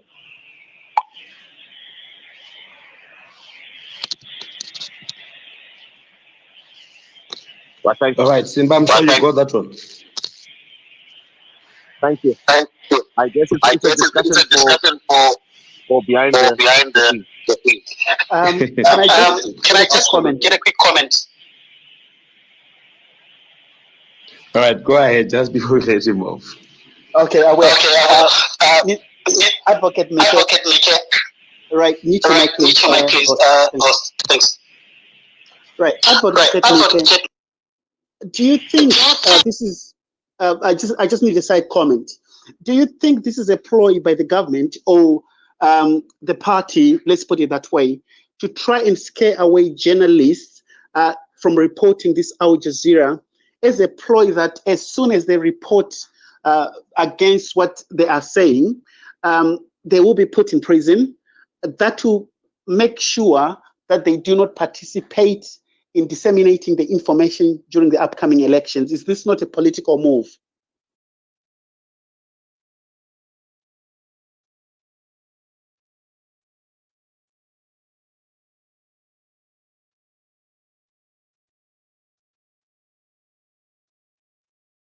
I'm done, host.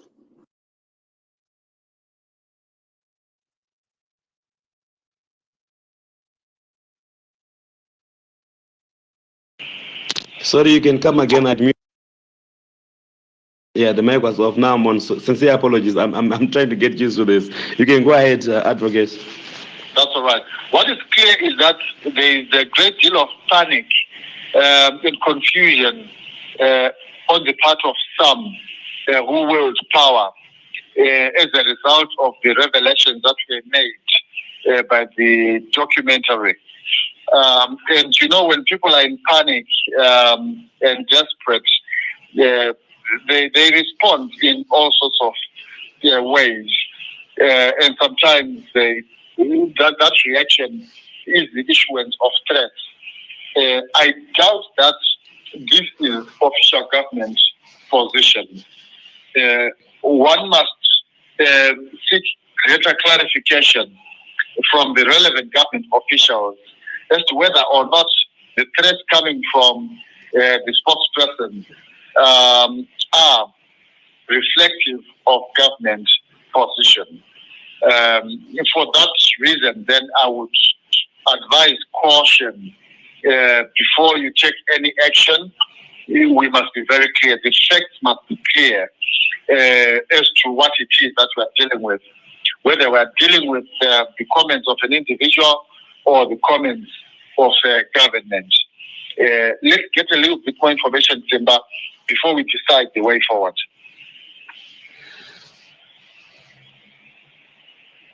All right. Thank you so much, Advocate, for that clarity, quite concise and very clear as far as this case is concerned.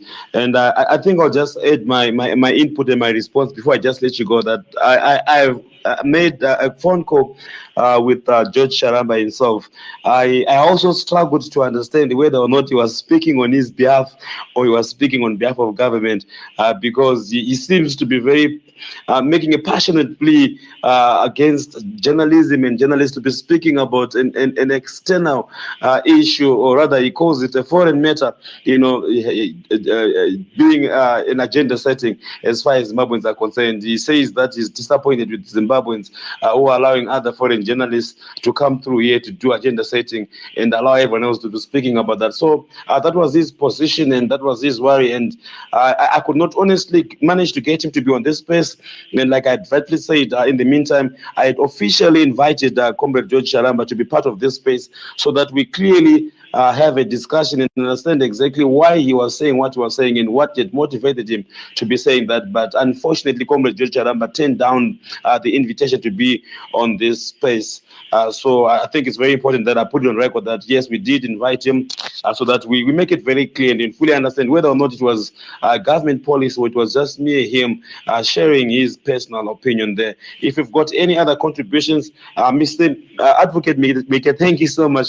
I'll let you off the hook now. If I do manage to get anything that is bearing or that may need clarification, please allow me to abuse you for the last time. I will not be able to do this once more again. But I fully appreciate you and do thank you so much for having us live right here and joining us on this space.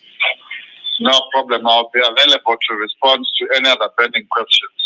Thank you so much. There's not a hand up for now, but once and when there is such a request, I'll quickly get you back. But for now, I'll get other speakers. But I do thank you, Mr. Mike, for Advocate Mike, for having this intervention. Thank you. Cheers. Bye. All right. Okay, so for now, I've managed to just let the good advocate off the hook. So that we get to have an understanding about this issue here. I have a very interesting comment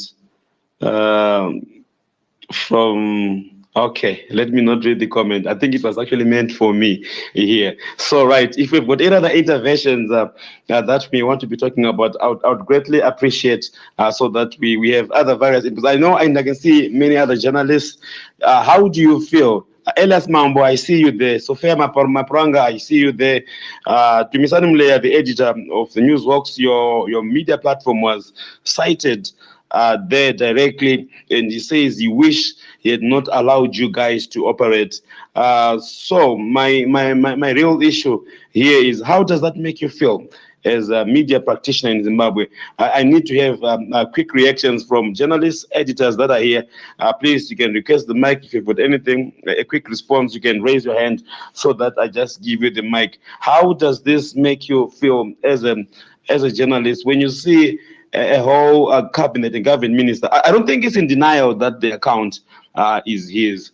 And I think it would be very unfair for him as well. It's unnecessarily being, evasive for him to then withdraw and say it wasn't me, because he has already confirmed it was him when I made a phone call, and he said it would only react to this conversation if I come through and make a personal, private conversation over this issue. So when I called Charamba, he says he can only discuss with me about the issues and what it really meant in private, which I hopefully hope we'll be able to do within the next few coming days, so that we dissect these issues. But as various media players, we have a right and a legal standing to be responding and to be very much worried when a government official is making such a statement.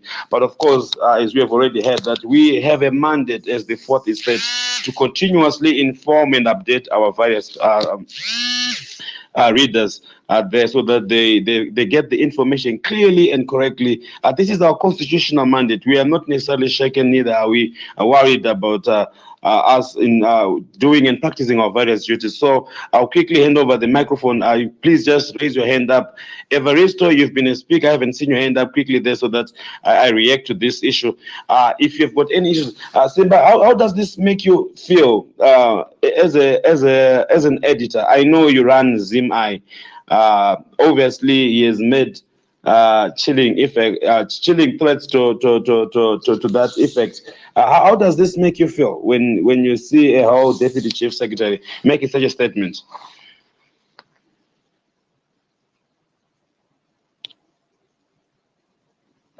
So Yeah, you first of all, just a minute. First of all, I want to say, okay, please continue. Yes, go ahead, I can hear you. There'll be echo if you're unmuted. Okay. Okay, yes, first of all, I want to say here, I'm shocked. Number two, I think I'm ashamed to be a Zimbabwean. At the same time, I fear for George Charamba, what he's actually doing to the government, to his own boss, Emerson Mnangagwa. You know, economics is all about perception. And right now, the central bank risks receiving sanctions, getting blacklisted internationally. That is a big slap. That is like shutting out Zimbabwe for a very long time.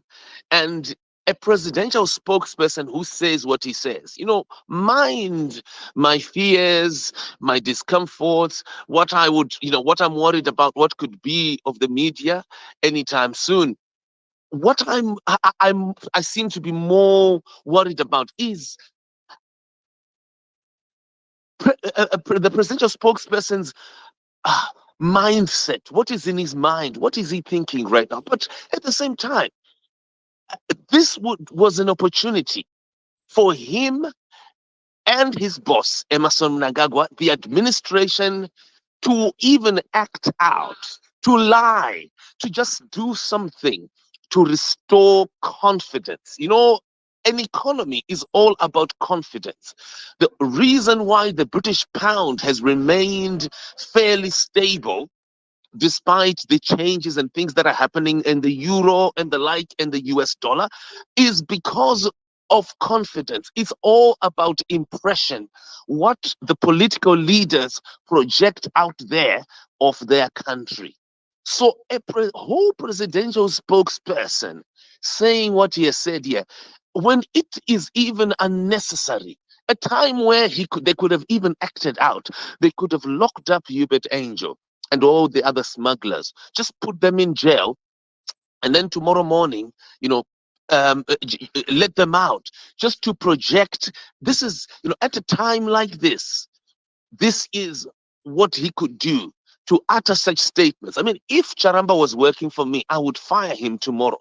I would replace him for the purpose of protecting the integrity, at least the reputation of the establishment. So really, I've got a mixture of views here, of feelings. But what I'm more concerned about, as I learn, the reputation of this administration. The economy is at stake, and anytime soon, Zimbabwe is going to be shut out.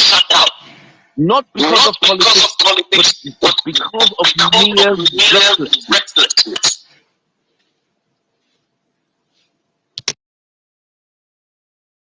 I'm done.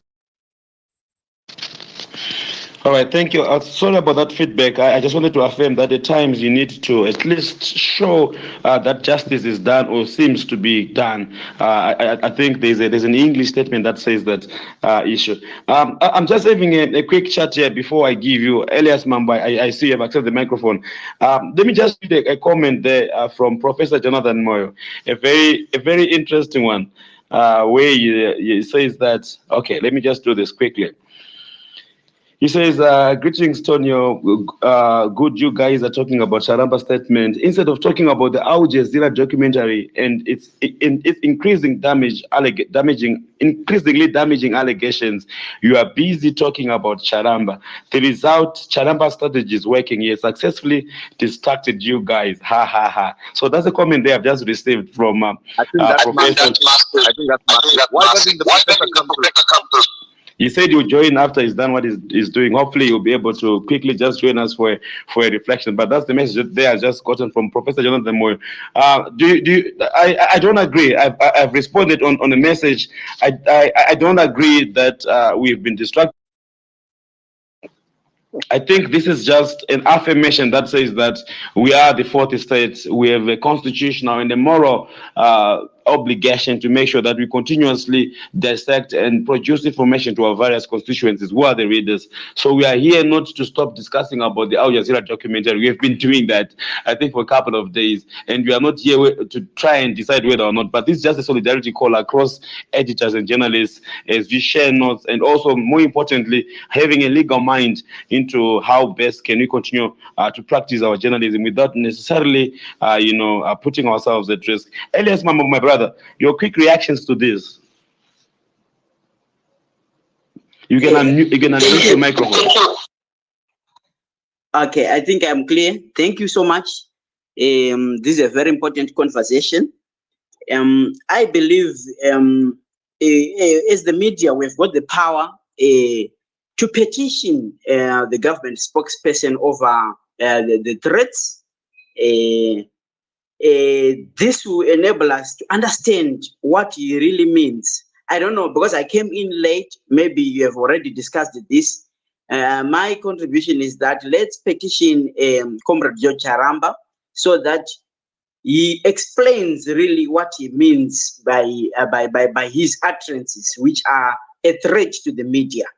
I don't think keeping quiet or just letting it go will work, because at the end of the day, we are one, injure all. So we really need to petition him. I don't know if Advocate Mike has raised that issue, but that's my check. Let's write a petition and then we ask him to respond. Thank you. Interesting. Advocate Mike also mentioned a very important issue that says, there's plausible deniability in this case. You could wake up tomorrow and say, well, it wasn't the government speaking. Number one, number two, he was not using the official government handle. I think that's why he does this, because we all know that Charamba has got many other Twitter handles, and so I feel that when he wakes up on a different day and he's feeling funny, he uses handles like it's no Zimwe, so that there's plausible deniability. You cannot honestly sue a ghost account, or neither can you take that to be official government statement. In as much as we all understand that it was him, I'm not so sure how best the legal channels there could be navigated, but that's just my thinking to say that, well, probably maybe that's the reason why he does all these shenanigans using, funny Twitter handles, so that you can easily just get away with it as and when he just does it. Evaristo, you have your hand up there. Yeah, thank you, host, and all here for this time. While I sort of like agree with Professor Moyo, what he said, or in his tweet to start off with, I also would like to point out that I do not believe in lone wolves. In other words, I do not believe that Mr. Charamba was speaking out of his own volition. I personally believe that this was sort of like an agreed stance, although it might not come from the point of the government official handle per se. I do believe that this is the position. And it is unfortunate and misguided anyway for him in his position as a senior government official to choose to post this tweet. But we must also understand probably why he did it. For me, it's more of I call it a premonition of disaster. In other words, he is precluding the the other episodes that are coming. As we know, this is a docu-series. So he is trying to warn you journalists to say that, guys, there is more to come. And if you were to comment on anything that pertains to higher office, then you are in trouble. However, it also, for me, is a confirmation of the content in the document, in the docu-series. Because just think of this. Why would he go out and post this tweet? For any serious thinking person, this would have been a damage control time to sort of like minimize further damage. Then secondly, I think it's also an endorsement of corruption and other issues raised in the docu-series. Because any sober-minded person would actually understand that what came out of the first episode is a slap in the face of all Zimbabweans, right? And try and sort of like pick up the mantra that we are against corruption, but this is not happening. Thirdly, the lack of remorse and sympathy, for citizens is telling in this, because we are on our own as a people. In other words, there is, I think, another tweet that he posted probably a couple of days ago that said something like Sakamchaita say. So in other words, we do not have recourse to anyone or to any system at all that can actually help us as a people. Then fourthly, for me, it also shows some form of entitlement to the government systems that are there. He can use them as and when he wants on new journalists. So that is a real worry, in the sense that what gives them the thinking that they can do what they want when they want. So we have to be worried about that. How we are going to counter that, maybe it's another discussion for another day. So in a nutshell, journalists, be careful. I think from the snippets that came out well before the release of the first episode, there is some more explosive material that is going to come out. How we are going to handle that as a people, I don't know. But what I just want to encourage you to do is keep doing what you have been doing, because you are our eyes and ears. Without you guys, as Advocate Mike said, then the nation would remain uninformed.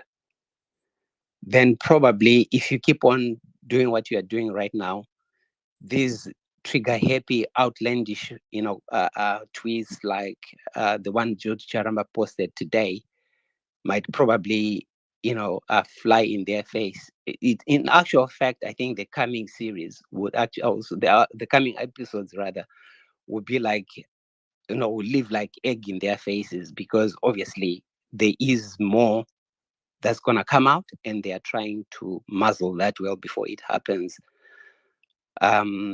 Yeah, thank you so much for giving me this opportunity, and I think I'll just stand down for now. All right, no, thank you so much, my brother, for that for that input. I appreciate. It's very much worrisome, because surely he was serious when he said what he said. I don't think he was playing. I think it was a well thought and calculated move, and he was speaking from the bottom of his heart, and he really meant everything. And when I had a conversation with him, he seems to be very much serious and sure about exactly the kind of message that he would have wanted to deliver there. Elias Mambo, you are part of the investigative journalists that have done many other investigative stories and articles. When you get such a statement, does that get you to think twice about journalism at all? Especially when you're talking about cases that then expose those in leadership. I'm not really a host. We know what we are doing. We know our job, and we know how to play the ball. So I'm not really scared. I know that the end game here is to muzzle and silence the media, but at the end of the day, it's up to us.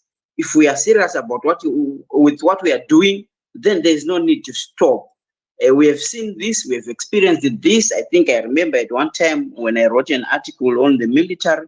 Yes, they tried to gag us, but at the end of the day, it's what we will be having, what will be carrying, the evidence of the work that we'll be doing gives us the energy to keep on writing. So there's no need to be scared. There's no need to be afraid. It seems as if Charamba was reacting more to the first family being exposed and being linked into this documentary, and he had to make a statement, because if you saw the messages that he was taking, my reading is that he was very much worried about journalists continuously exposing this gold mafia smuggling, specifically also talking about the first family. For me, I don't really think that he was worried about the whole issue, but he had to play a role that says I'm defending the first family, or maybe the president, as far as the lineage are concerned. Simba, do you share the same sentiments that he's not really worried about the expose, but maybe has got interest within the first family and making sure that he protects the president?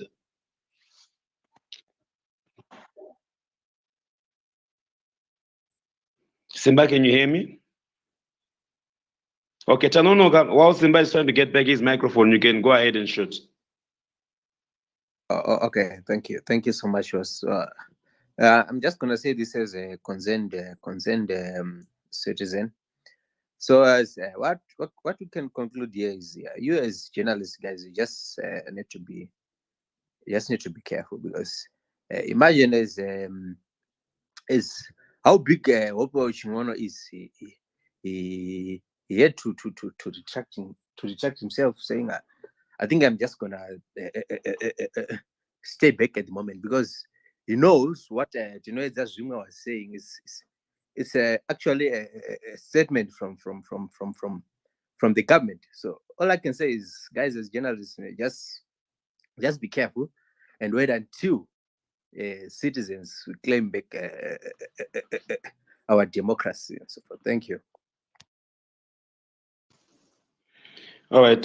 Thank you for your submission there. Finals, I see you are burning. I'll come back to you, Simba. Simba, if you can just accept the co-hosting, I need you to add me back my personal account on this Twitter space. I think this device is acting up again, so please just accept my co-host. I know I could be having many requests, but I can't see them, so I just need to quickly get back control there. My brother Finals, you can go ahead. Oh, perfect. Thank you so much, host.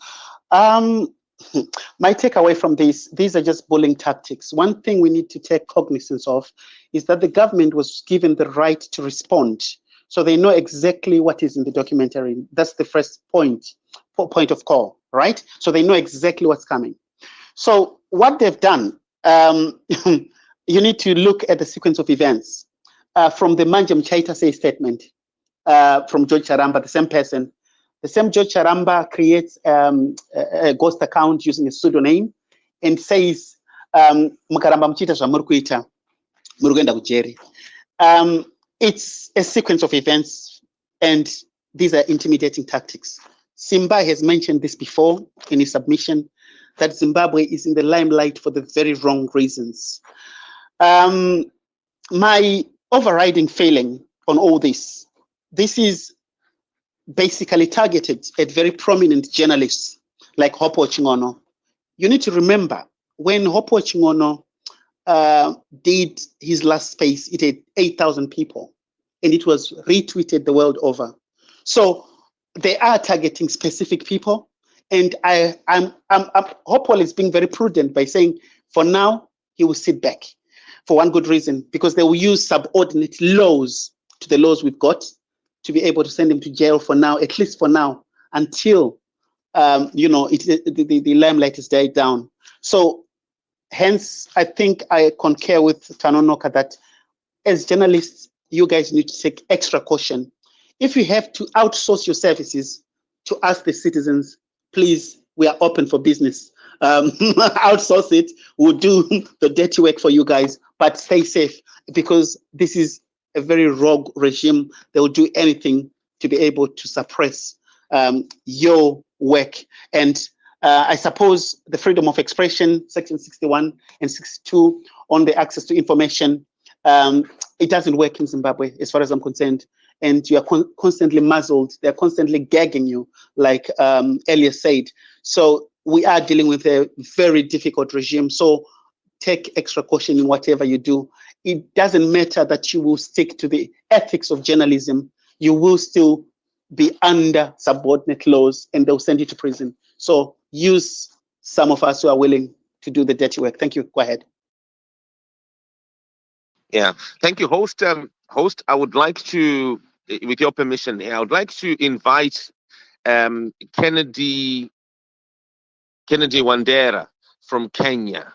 And if possible, he could, if you can, Kennedy, if you're free, just give us an overview of how you people in Kenya dealt with the Goldenberg scandal that Kamlesh Patni has somewhat repeated.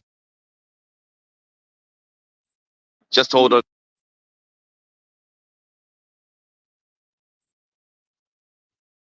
So, how did Kenya handle the Goldenberg scandal? I'm talking about the media, where journalists threatened, like what we're seeing in this case here, because we are aware that Kamlesh Patni had a similar scandal back in the 90s, a scandal that is reported to have grounded the Kenyan economy such that it will take another 80 years for Kenya to recover.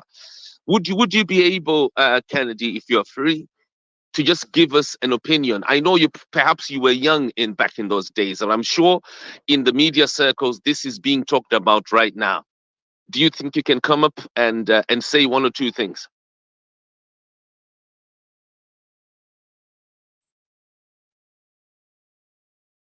Maybe Kennedy is held up, or he's not capable, he's not available to speak. But I'm curious, Tonio, to hear how the Kenyans dealt with their own exposés in the 90s, how the media was treated. So maybe we could learn one or two things, and certain things could be replicated. We are aware here that Kamlesh Patni, who is exposed in this documentary, is a repeat offender, as it were. Now, right. Who's next, Tonya? I think it's Beauty. I think she's the only one who hasn't spoken. Okay, right. Beauty, let's hear you. We give you your 2 minutes. Thank you. I just came to just say we're in solidarity with you guys. Freedom of expression should be allowed, and especially to journalists who inform us and build our courage. And right now, Trukut Wonzan Sagamchaita say, journalists, please, Chimbotu there about class sections around the world. Tell us about diplomas that have been charged vanhu vawane courage because vanhu vanozofunga kuti there's nothing that can be done, and yet there are multiple cases around the world where diplomats have been convicted and charged, where properties have been seized, where things have been changed. So chimbotipaiwo tuma class action turi around the world, just to inspire the people to know kuti there is always a way, there is always a chance, something can always be done. Saka zvana passion zvokutudza kuti samuchaita sei hazvishandi, because there's always something that can be done. But anyway, yeah, keep strong, guys. Munomira, please keep standing your grounds and keep informing the people. Thank you so much for your work.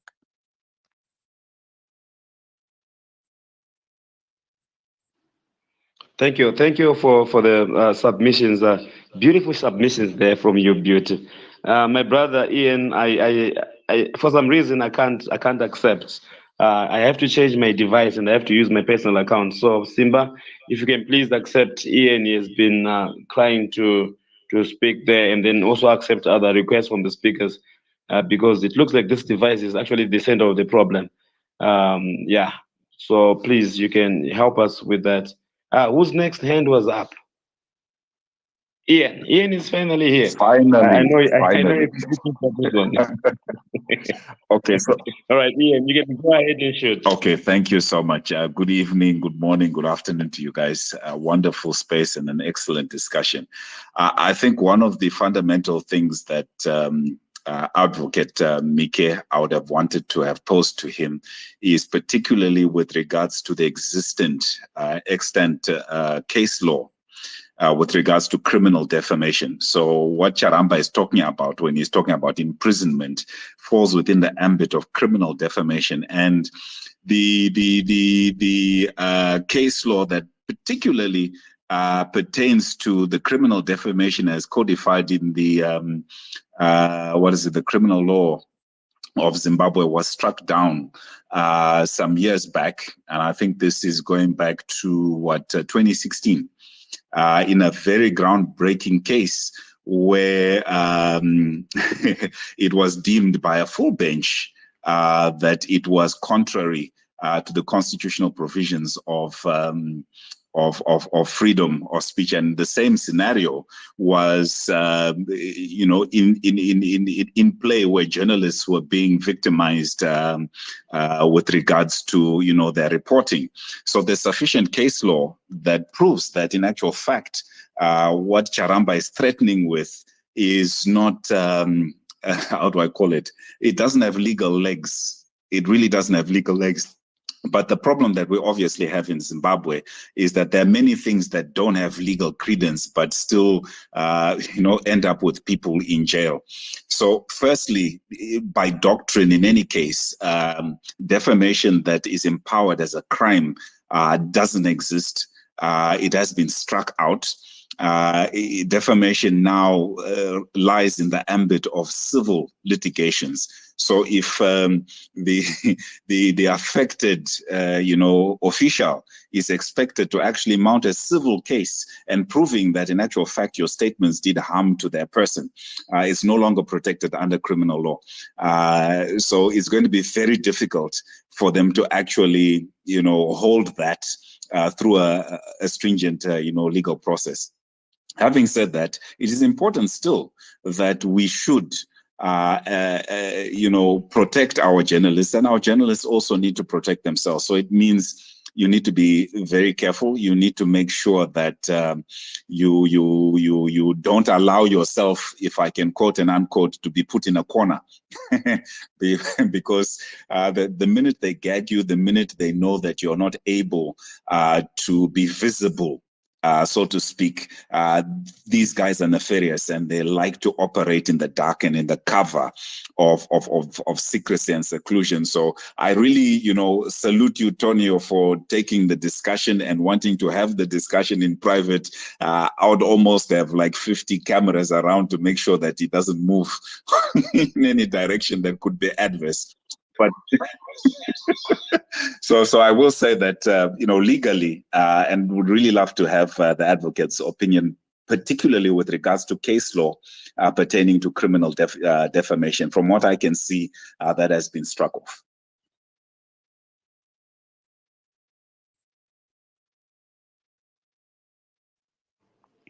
Thank you. Interesting comments and remarks. I fully appreciate. Yeah, so unfortunately for some of us, we just have to do what we have to do. It comes with those risks, it comes with those challenges, but each and every single day, that's what we wake up each and every single day to do. Obviously with due care, truthful and accurate information is the nature of our job. As and when mistakes are going to be made, we'll accept and then we'll retract. But every journalist that is worth his salt wakes up each and every single day to make sure that we provide content and information that is accurate, credible, and truthful to the best ability of our various newsrooms. So yeah, no, I do thank you for that. My brother Simba, I'm not so sure if you're still able to hook us up there with the speaker. I'm trying to remake you co-host. It looks like for some funny reason I had to interchange me and you there. So I'll keep trying unless you just make another request. Talonok, I'll just hold you there. I'm trying to look for a fresh hand. And I know we have got PC. PC you have requested there. So let me see what we can do so that we have everyone else speaking. I've changed devices now, so this device is much more efficient. Thanks to Okay, Simba is dropped, pal. No, that's all right. PC, you can come in now.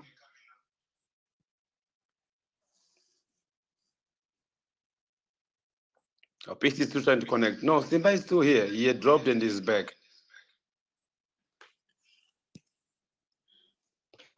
Right. So let me just make it very clear, especially on the basis of this engagement.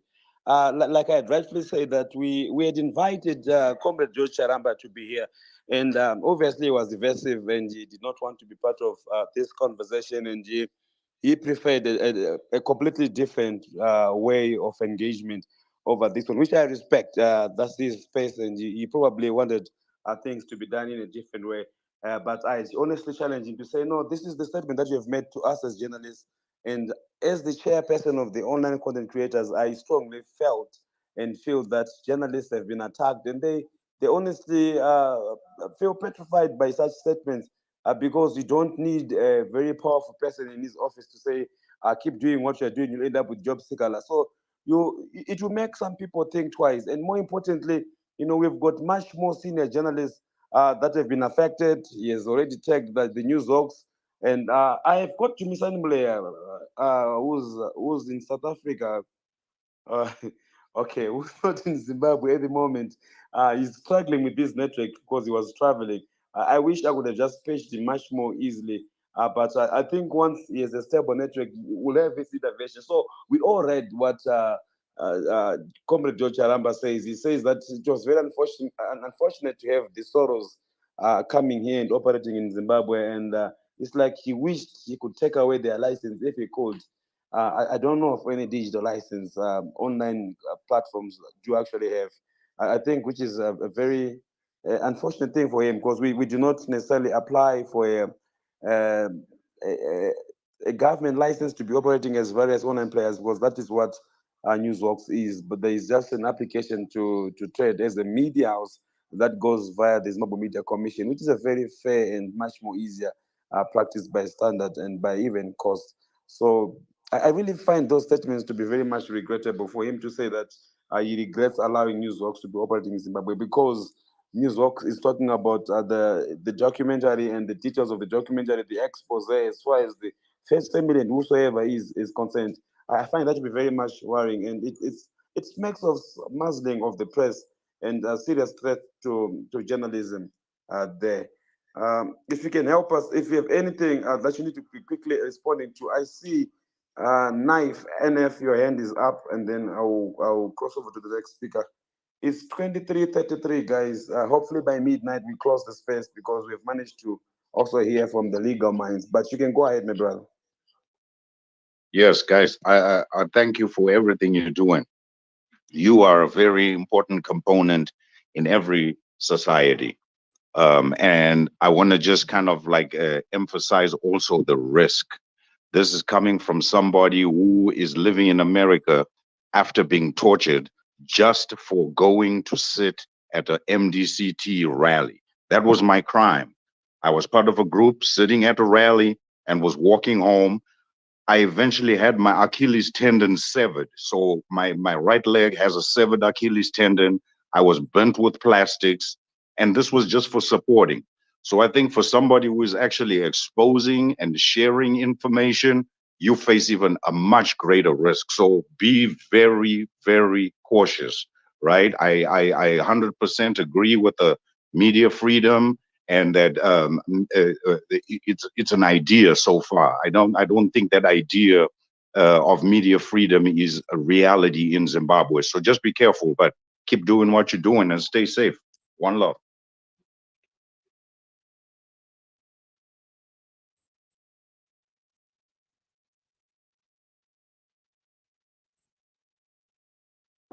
All right, thank you so much. There, my brother Knife.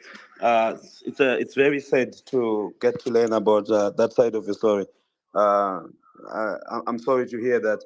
Um, we honestly wish and we hope that things could be better. So our job is it's a very simple job. You know, when people call us the fourth estate, we have a constitutional mandate to make sure that we continuously inform and update without fear or favor. It does not matter that it's black or gray outside there. We should wake up and tell the nation, the citizens that today the weather is blow, it's blow. You see, what is wrong is to tell people that it's raining when it's not raining.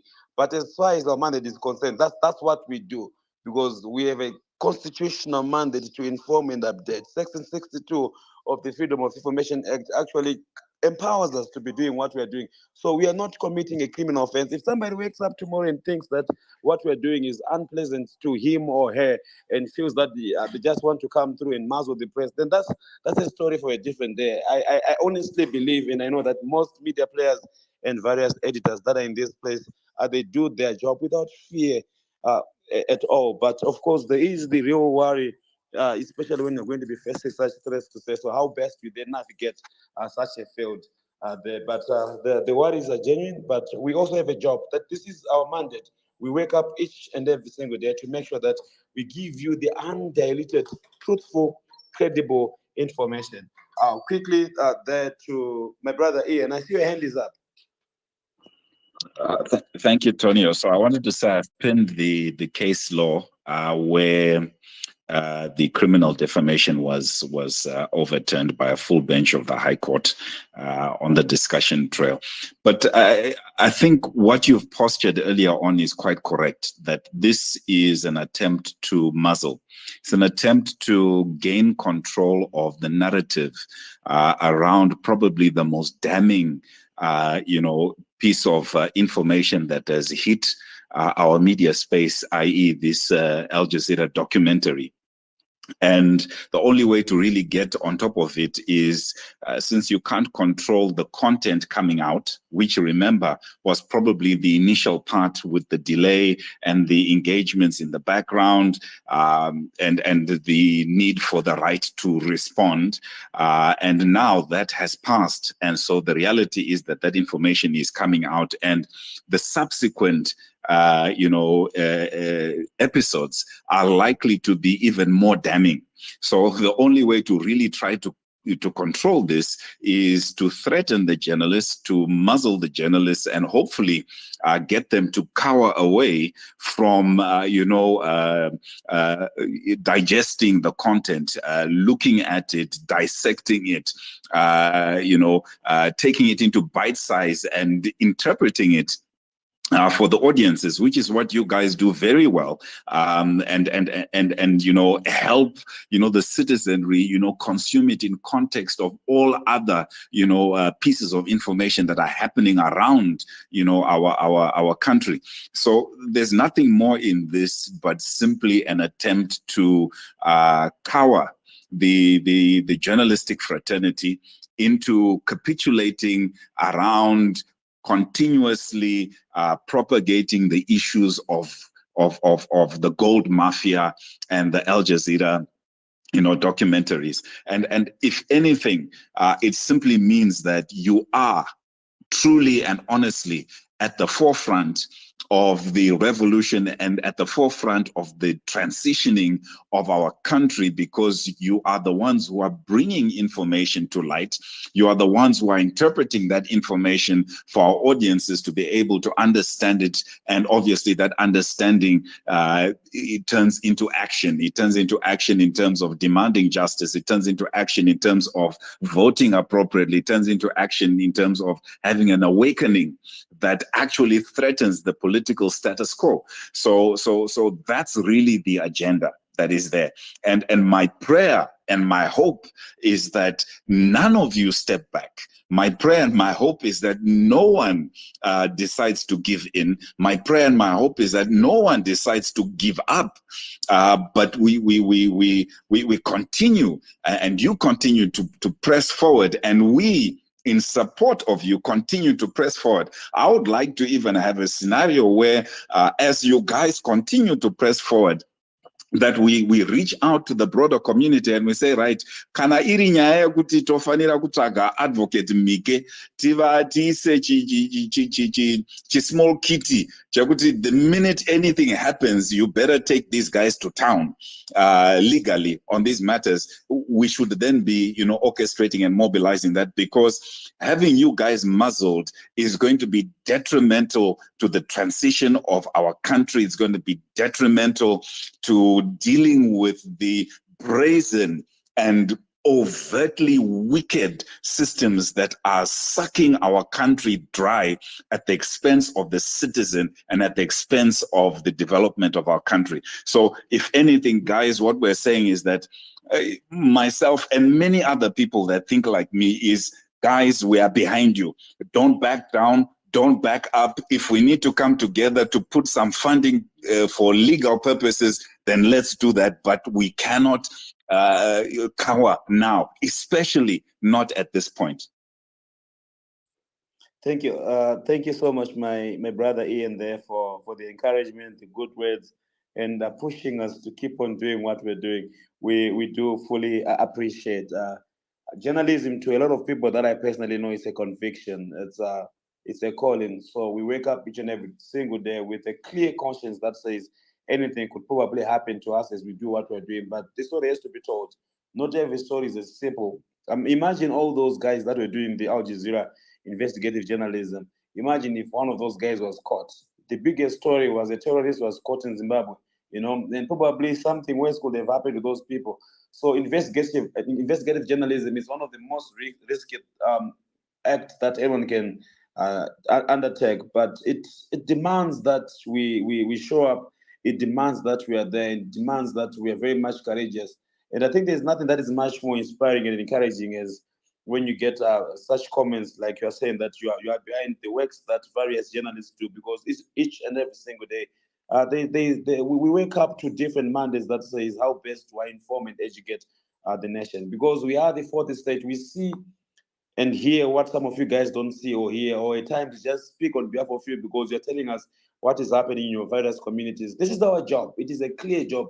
And to be very honest with you, I'll say this on record, that personally I'm very much proud of the Minister of Information, and especially the minister. She's one woman who actually coined and she drove the Freedom of Information Act, Section 62, subsection A, B, C, and subsection 2. She was very clear to make sure that you do not touch our journalists. There is not going to be any harm that is going to be done to us as various journalists. So this is a constitutional provision that empowers us and that protects us. And it even protects us within our sources. You see, the protection of sources has been one of the most contentious issues as far as journalism is concerned. But this to us is constitutionally guaranteed and protected. And then you wake up one day, you have another individual that says that you end up with where job scholar is. That is very, very much unfortunate, regrettable, and we honestly wish that things could be better. Unfortunately, Comrade Joe Charamba was not here to respond to some of these allegations. Hopefully, in the next couple of days, we'll be able to visit him at his offices, and we do have an interview, and we'll be able to just share it sooner or later. We are going to be closing at 12 midnight. I'll rush you guys. My spaces are Ian and as smart as Domas, they take you to the mornings, but this one is a completely different one. Quickly, the Mkomata Nonoka, PC, and then there is Liam and Sabuk. And then we have to go down soon, ladies and gentlemen. So in that order. Okay, thank you so much. Thank you so much. So I just want to say, yeah, guys, we are really behind you, and with all the knowledge that you have, we just have to be smart. So, my personally, I just think you need to emulate what Chamisa does. I know he's not a journalist somehow, but he's so smart that he speaks indirectly, but he's always on point.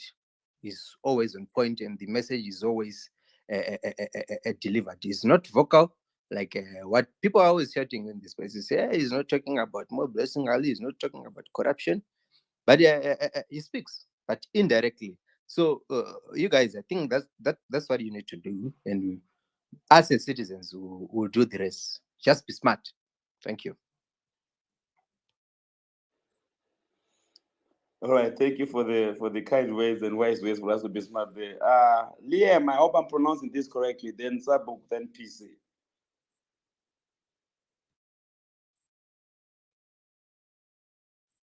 Okay, thank you very much. Well, the first things first I would like to describe is that one, Zimbabwean media is operating under a repressed environment.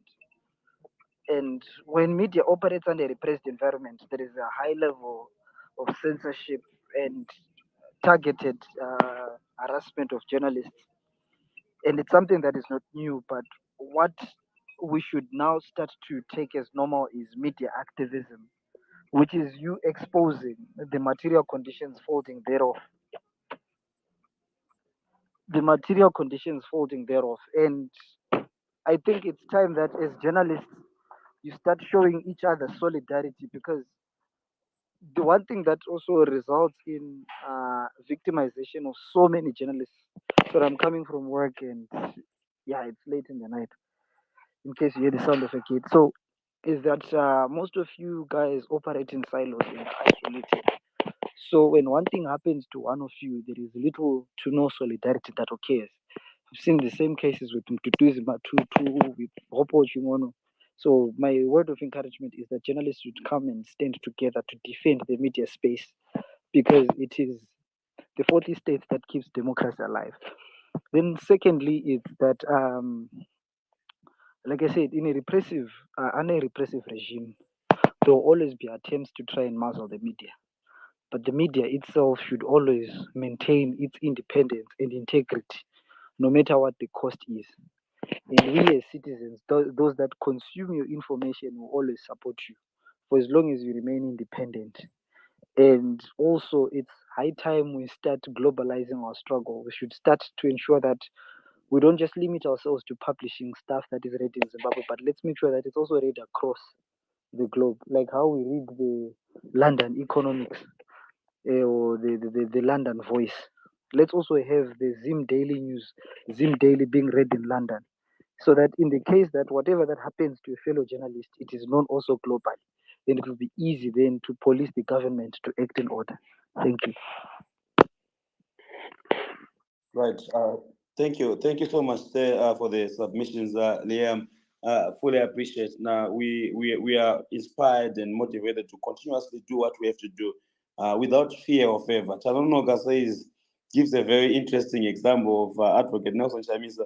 We don't see in yellow, blue, red, or green. You see, you like us today because we are saying positive things about him. You will not like us tomorrow because we'll say negative things about him. In as much as news is developing, this is our job and our duty. And I also make a plea and a prayer to all of you guys that we have a constitutional mandate to continuously update and inform you. Whether it's the politician that you like or it's the politician you do not like, us as various media players, ethical and credible ones, we have a job and a mandate to continuously give you the information as it comes out. So I thank you for those words. Quickly over to Sabuku. You can go ahead. Thank you, Tonio, and thank you, everyone, in what a wonderful space. I think, guys, it's very clear that the regime is in a corner, and they are very cornered by this documentary. And like everyone else said, that when they're cornered like this, who do they target? they're going to target the journalists because they're the ones who are getting everything out there to the people. And us as citizens, it's our duty to make sure that our journalists are untouchable. Our media is untouchable because it is our only source of information. So you guys as journalists, I want it to be very clear to you, like everyone has said, that we are behind you and will support you in whichever way. But of concern to us as citizens, guys, is the implications of careless statements like this that Charamba did. Because see, everything that he's saying nowadays is out there, and we are convinced it is his handle because he's got so many handles. And looking back in history, he has made some of these careless statements, some of threats like these. But what happens? I think if you remember very well, he made a threat to Job Scull before his arrest. I think 2 weeks before he was arrested. And what happened? Job Scull is locked and is still locked in right now. Even if you look at the previous arrest of Hopewell and all that, Charamba would say something. So whatever Charamba says must be taken seriously, and it's a government position. So like you were warned before here that, guys, be careful in whatever you do, but don't give in to this. But the implications of these guys, as a nation, we are being taken back as far as 2008 or before, because where we are now having our journalists being clearly threatened like this, it does not look good for Zimbabwe. And not forgetting that this documentary, the most exposed office is the office of the president of Zimbabwe, because all the arms that report to his that are directly under his office are the ones that have been exposed in this, like the CIO, like Zach. For Al Jazeera to come into Zimbabwe and did what they did without these guys being aware of it says a lot about his office. And right now they're just in this desperate mode. They don't even know what to do. And I doubt even, I mean, they know what's coming, but they cannot even try to say, how are they going to defend it? So they're kind of very, very exposed. And as citizens, let's be careful, even on the streets of Harare, what we do, what we say, because right now they can do anything. But like everyone said, Tonio, guys, you guys, we depend on you. And if they muzzle you guys, we are screwed. We are back to 2007, 2006. So guys, whatever it takes, do whatever it takes, and we'll support you. Thank you very much. All right. Thank you so much for the submissions. It is 9 minutes to 12. I'm rushing through this one. PC, was your hand up? Padare, you were in. I don't know what happened. Okay, you've accepted. PC, quickly, you can make. We have 9 minutes. We need to close this off. Okay. Thank you. Let me just go through this quickly. So I've noticed that one thing from the discussions, we have deviated from the statements themselves. Like I had commented earlier on in the comment section that in as much as these might look like threats, to a certain extent, these are not threats. As for us to, like make the conclusions, to say this guy was threatening. This has been happening time and time again. Then I also need to comment on the importance of journalists. Yes, journalism is a very important part of our society. I would liken a journalist to a football referee, and sometimes you need to be fair and not to be partial. Like I've noticed in most discussions, some journalists, they always pick sides, whatever from whatever camp they see, they always pick sides. And also, I want to make a comment that we were making more of this discussion about the documentary. That's why I said we deviated from the statements themselves. And also, I need to comment on something that most Zimbabweans and most journalists don't usually do, or I should say, is to be fair and to speak the truth, whatever the truth is. We can clearly see, I mean, in the beginning parts of the documentary, we can see a side that most people are not looking into. And I know why. I know corruption is there and it is affecting us. Looting is there and it's affecting us. But if we look at the very beginnings of that documentary, we can clearly see a woman saying that Zimbabwe, there are sanctions that are targeted on Zimbabwe to keep it on its knees. These are actual utterances from the documentary itself. And I know a lot of people don't want to hear about it or talk much about it. Yes, corruption is being articulated in that documentary. We see looting, money laundering, on all this stuff, but we need to acknowledge that there are guys who are working against Zimbabwe. And I can say and comment that we are caught in between this. The ruling party is saying these guys can't rule because they are 30 more seconds, 30 seconds, so you learn. okay. So I was saying that it's like it's a fight between sanctions and corruption, and sanctions, and we are going back and forth. But we need to be fair. We need to look at this issue from all angles, right? We need to look at this because I'll tell you that if there wasn't sanctions, there wouldn't be this kind of documentary for sure. From the documentary itself. And we need to look at the documentary and not just come up with theories and look at. But my brother, the Reserve Bank governor, who is an authority, he has made a statement, and we have done an interview with him. Let me finish, and then you respond, because you're already responding before I finish. Oh, sorry.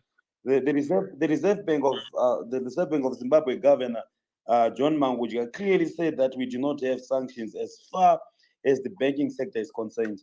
He clearly said that there was no need, and there is no need for the bank itself to actually hire and involve other people, because the bank can actually sell this. Remember, the RBZ also runs Fidelity, which is the custodian of Zimbabwean gold. So if the banker himself is saying we do not have any sanctions as the bank, and there was no need to circumvent, why would you then say it's because of sanctions? It's because we are talking about gold smuggling here. Why would then other people and third-party people then do this on behalf of the Reserve Bank of Zimbabwe, especially because we had the power and the authority to do it? Okay, sorry. I was commenting from the documentary itself. That lady clearly says something about sanctions. Okay, but to your question, I'll give you a question. Why do you think a whole governor of a bank would say the bank is under sanctions? How can you imagine? It's on record. No. It does not need to lie. We have the sanctions. The sanctions are not a secret, my brother. I'm asking you the Yes. You should say we are on sanctions. We are because sanctions are on offer. No, you are the journalist. Okay, I'm there's saying an open document. If we are under the data, he says we are under the data, which is what always happens. Why don't you are the journalist? That you say. Let him speak. I'm saying that it could have been a propaganda to say the bank is under sanction, because clearly no governor would say that a bank is under sanction. How would investors feel, or the people feel that the bank they are dealing with is under sanction? How would it would actually disrupt the operations of the bank to know? It's like we are saying, like it's like a father who's saying they're in a boat which is sinking, and he's like, no, the boat is going to sink. He's telling his family that the boat is going to sink. You can't do that. You need to. All right, my brother. That's fine. I'm trying to honestly stick by 12 midnight so that we close this off for other activities. But I do appreciate your submission. Okay, thank you. But my point was we need to look at it from all angles. Antonio, you are being very gracious. We've heard you. That point is being dismissed. Let's move on, please. Thank you. No, that's fine. My next speaker, I do appreciate your point, and I also do appreciate where you're coming from. But I'll still insist that when someone is talking about sanctions are not a secret. Sanctions are on record. If we're going to be saying the RBZ is on sanctions, then you should be able to elaborate to say we are on OFAC sanctions, we are on Zidera sanctions, or we are on UK sanctions, or we are on from Chinese sanctions. We cannot just sing in sanctions where you are not able then to define which sanctions. So us being on sanctions, it has to be very clear to say we are on Russian sanctions or we are on American sanctions. So we can't just say we are on sanctions without defining them, because once you say we're on sanctions, I, as a journalist, I need to go and read the OFAC and say, okay, the OFAC is clearly putting the RBZ under sanctions. So it has to be a very clear issue. We are left with 2 minutes. I've got 2 speakers that I know they usually take a lot of time. I'll have to just unfortunately cut you off, guys. So I'll push you under pressure. Padari, your quick intervention there. You have a minute, my brother. Sincere apologies. I think this is one of the places you are muzzled. You're just doing the same thing. You've got the same vibe. Padare, you put your hand late. Our 12 should be our 12. But Anyway, go I'm ahead. here. You see, I once said years ago, and I said our country fighting, under the GNU, fighting for this US dollar, the money that we can't control and we do not know where it's coming from, was going to be a problem. It create many problems for our people. When the US dollar came in, that is when money was being stolen in tons and tons.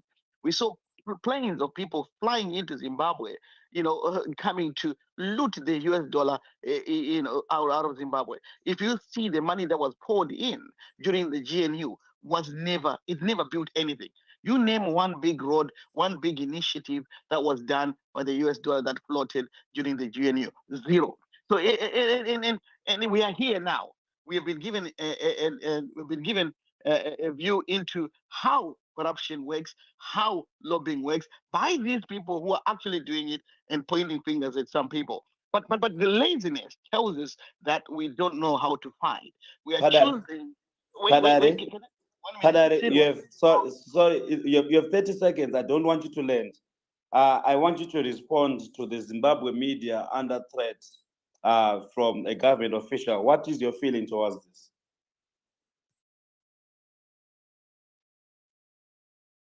The sanctions. Let's face it. It is only the Zimbabwe black child who refuses the effects of sanctions on Zimbabwe. All the people who put them there, who's right and say Zimbabwe has got economic sanctions because he designed them. He also goes on to describe how sanctions work. I am coming from the military world. I understand what sanctions are. They are a weapon of war. From the Western point, you can't argue with that because So Padare, haukwanisi kutaura to the topic. Wait, I've been asked a question. And Ian, you're doing a very bad service to a very intelligent head you have because you're applying so much It's a simple question. Speak to the topic. Speak to the topic. Ian, wait. You are affecting your intelligence because of your desperate measures to join the CCC. It is failing. Just being the Nice try. Just speak to the topic, please. Wait, Ian. You're interjecting me and you're stopping me from talking. You're muzzling me and you think you are the change. 30 seconds. 30 seconds. So the sanctions there, it is absolutely sad to hear an African child asking whether Zimbabwe is on sanctions or not. But what we should fight for is fairness within our systems, how to work within those sanctions, how to build Zimbabwe whilst we are in this environment. Because sanctions are prescribed within the United States policy. They are prescribed within the acts of America. It is a foolish point for an African child to come and deny this fact. What we have to embrace is our poverty and build around our poverty so that we can bring Zimbabwe and make it work for the next generation. There is a very good point questioning the integrity of our system. It is good, Tony, very brilliant position. But what we should never do is undermine what the country calls an adversary. It will be a weakness of your point to actually put it down and dismiss that point that the Western world, America, for instance, has called you an adversary. It will be crazy. That means you fail to find the poverties you're trying to describe. You fail to find even what the documentary has given you. You're going to miss the important points because your focus is on the wrong things. If it's changed that mistake, we will have a conversation about sanctions and the documentary in the upcoming days. Our focus today specifically was on the statements that we strongly felt and feel that they were affecting the media and the operation of various media houses. I think it is just like many places. People write things that they write. With the hope which write a lot of things. You are very careful, young man. I've seen your stuff. But we know the media can be biased in its way. It doesn't tell the story in the context it's supposed to, and we know that. We know that, and we should be saying to ourselves, do you justify the statement by George Charamba? That's the subject discussion. You have almost landed. Before I quickly put another speaker, I didn't hear your reaction to that. To the topic, I think he's saying points that are true to the narrative, aren't they? We have to stay within the context of law. We have to say things that do not cause harm to our country. It is what is late, Tony? The late thing that's late in our country is a patriotic bill. It's very late.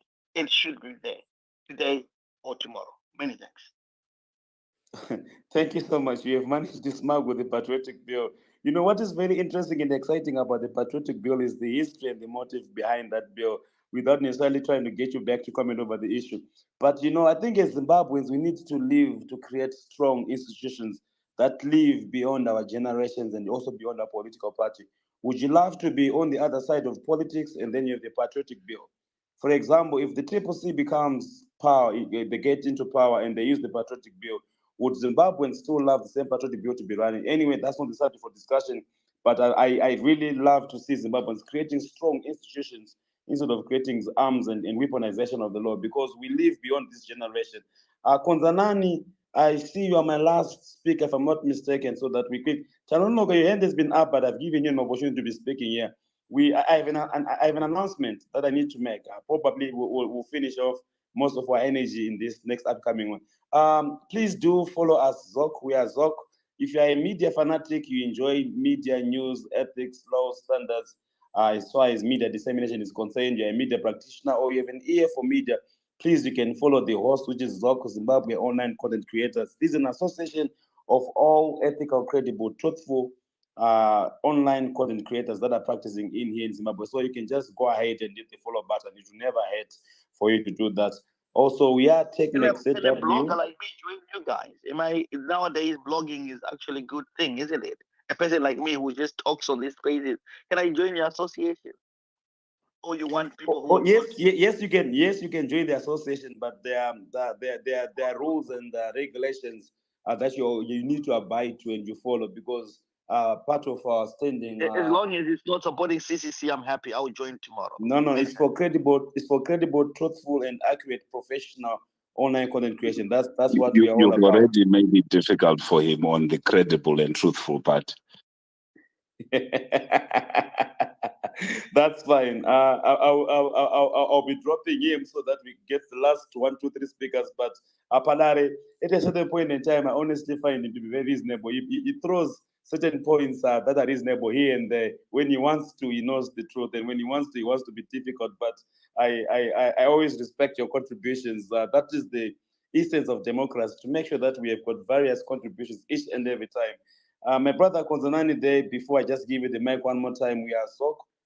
And I need to see how best I can promote as well. TechMake ZW, that's your media house. I'm not the media house. I know a lot of people follow me more than they follow TechMake ZW. That is the place where you're supposed to be getting the news. So I'm just sharing quickly the user account there, TechMake ZW, before I give Konzanani the microphone. And I just need to make a short announcement on the next upcoming exciting space, hopefully, and then we call it a wrap. Konzanani, you can go ahead and shoot. Thank you, Tonio. I'm gonna stick to 1 minute, because I'm not here to debate. I'm not here also to bury Caesar or to praise him, but we're here to encourage you, brothers, for what you're doing. So continue with your comprehensive work, authentic work that will set us free as Zimbabweans. Enough is enough. These guys are always going to, fight back, because they survive on corruption. That's what we know. They've been doing it since 1980 up to now. So that's more than 43 years. So they suckle from the breast of corruption. We know that. But we know as Zimbabweans, we need to be together now, because the time to find African solutions to African problems is now, as a young generation. So we don't fear anything. Whatever comes our way, we are pushing, because we want our country back. Any resistant guys, just stand firm, because it's going to come. But it requires us, wherever we are, you are on the ground, we are abroad, we are going to be collaborating, fighting a good cause. So continue, guys. That's what I came up for here, just to encourage you, because such wars have happened before. Remember the Arab Spring, Remember, even the young people in South Africa when they were fighting, Soweto uprising and all that, they didn't give up. They sacrificed. So this is what is going on. For us to get our country back, we really need to fight. Enough is enough. Because these leaders at the top are comfortable. We've normalized, putting hyenas in our institutions. They need to go. They need to go. The money that they've made, it is too much, and they will never make it in 1,000 years. We know they are thieves. They need to be told. They've been stealing on an industrial scales. They are murderers. They are murderers, because corruption can even kill more than Holocaust. We know. So we're not sugarcoating anymore. So thank you guys for doing this wonderful work. Never give up. We are with you. We are going to restore our country. We're not stopping. Thank you. Thanks a million. Thanks a million. God bless you guys. That's what I wanted to say. Thank you, Konsanani, and thank you for keeping it very short. I promise you guys at 12 midnight close up. It's just that very unfair that I saw my brother coming back, finals there, and the last requested. So let's just quickly interrupt in the last few seconds, guys. So we just stick within our time frame. We're already 9 minutes outside that. Finals, your quick reflections, over to you. Oh, perfect. Thank you so much, my brother. No, I just came back to say thank you so much for the space. And I also need to applaud you for the courage, particularly with the environment which you're working in. We know exactly what happens within that particular environment. So you're a very young man, very articulate and well-spoken. So please keep up doing the good work. We see the work that you're doing. Do not be phased. And thank you so much for putting up these platforms. So in the meantime, tomorrow, all hands on deck watching the second part. So hopefully we can come up with a space tomorrow again and deliberate on these issues. Like I said, if there are any journalists listening, outsource your services. Take yourself away from danger if you can. Good night. Thank you. That was quick and concise. Our last speaker, Kurunda. Kurunda, I had to aid you. No more requests, please, guys. We are out of time. Thank you so much. Thanks so much. I feel honored to speak on this very special platform, talking about issues that concerns the lives of Zimbabweans today, Zimbabweans of tomorrow. But I wasn't happy by submissions of Mr. Konza. This is journalism. It's not activism. So we are here to listen to news, how journalists do their work. No, we are not here to propagate politics of hate and the politics of which are very divisive. So, Mr. Konza, I think the platform was cool, but now your closing remarks now were something else. We love this platform, and we are going to come and listen to productive matters to do with. I'm sure you meant Sadare, not Konza, if I'm not mistaken. That was Mr. Konza. Oh, okay. Okay. Thanks. Brother, I'm sorry, we differ. We differ. This is we are fighting for our country. We are yeah, but this is not political activism. This is not a political activism platform. It's not activism. That's activism. That's the not journalists are reporting things. I'm sorry, gentlemen. I had to meet you. I know we have lots of energy here. We just have to move on and move to other issues. Tomorrow, hopefully, tomorrow is a Thursday. Friday.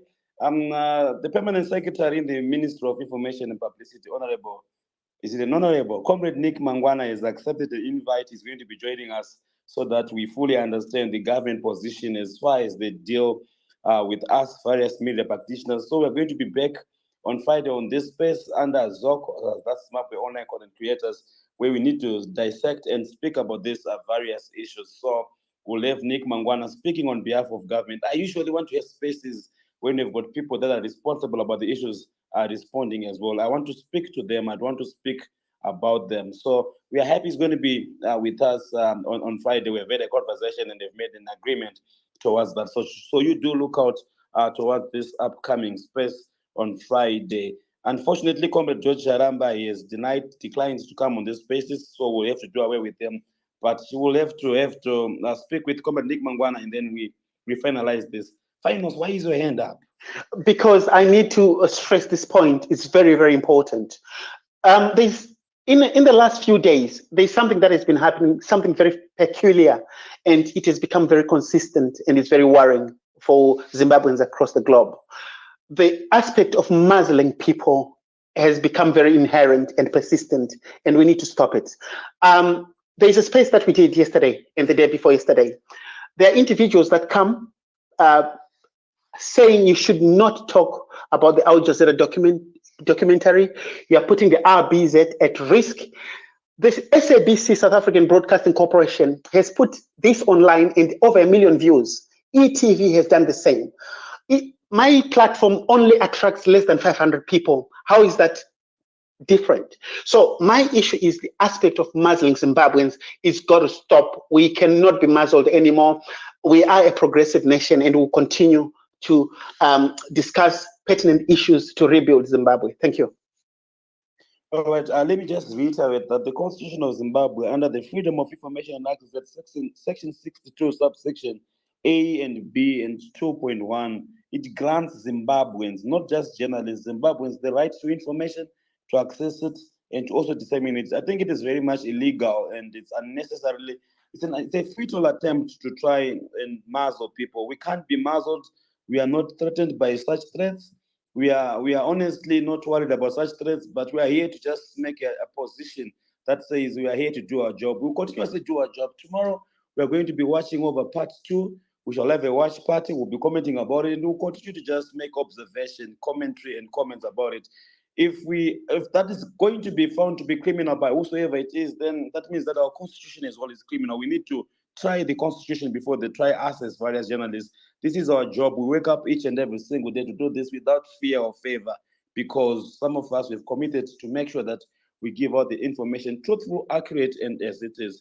I do thank you so much. I salute all of you guys for joining us live right here. It is 15 minutes way after our midnight. Let's do this on Friday as we speak to some various government officials as well, and we get to hear the sentiments and the input as far as making sure that we make Zimbabwe a great nation. This is our nation together. I don't care which political party you come from, but I think it's very important that we continuously build and join hands together as various Zimbabweans. More blessing. I see Ali, you are Washington Ali, you are in this space. Only to digress, I wanted to ask you something as a matter of follow-up. Probably maybe we can do this in the inbox and we can have a space. We just need to catch up on what has been happening there with the Ali family so that we continuously, put it there to the public. Your case is a public case. It's a case of public interest, and it has got job seekers still in the cells. So I try to give you the mic so that we just have a quick update, and probably maybe we can have a space about it as well, because I understand that is an issue of a national concern, and I would have loved to have a conversation with you. Maybe hopefully we'll have a space about the Alis and fully understand what has been going on since the death of your beloved ones. That's a very emotive issue there, but Zimbabweans have a right to know, and they need to be updated as far as your case is concerned. Please, if you can just come to my inbox so that we have a conversation around this, and hopefully maybe we can have a space or a follow-up article as far as this case is concerned. But once more again, my name is Tonio. It's a pleasure to have you all guys live right here. It's a wrap. Good night. Sleep well. Be protected. God bless. Tonio, can I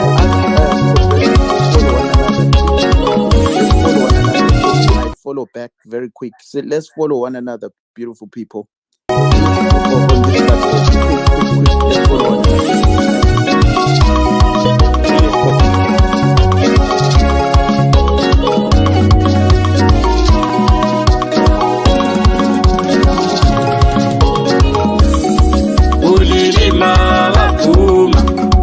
Vekupinga vapfuma, kukwekwe vapfuma, kukwekwe vapfuma, zengeza vapfuma, mukoba vapfuma, kutitamisa imari, achatotungamira Zimbabwe, kungizo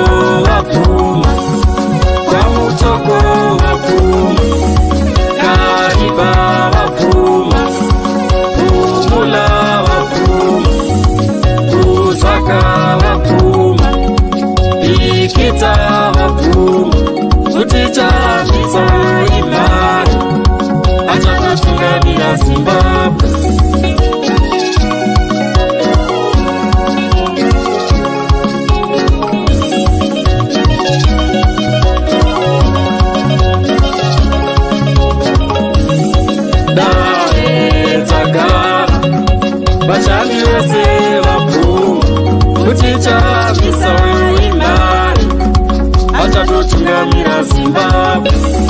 Dare tagara diaspora yapfuma kutichapisa imari achatotungamira Zimbabwe.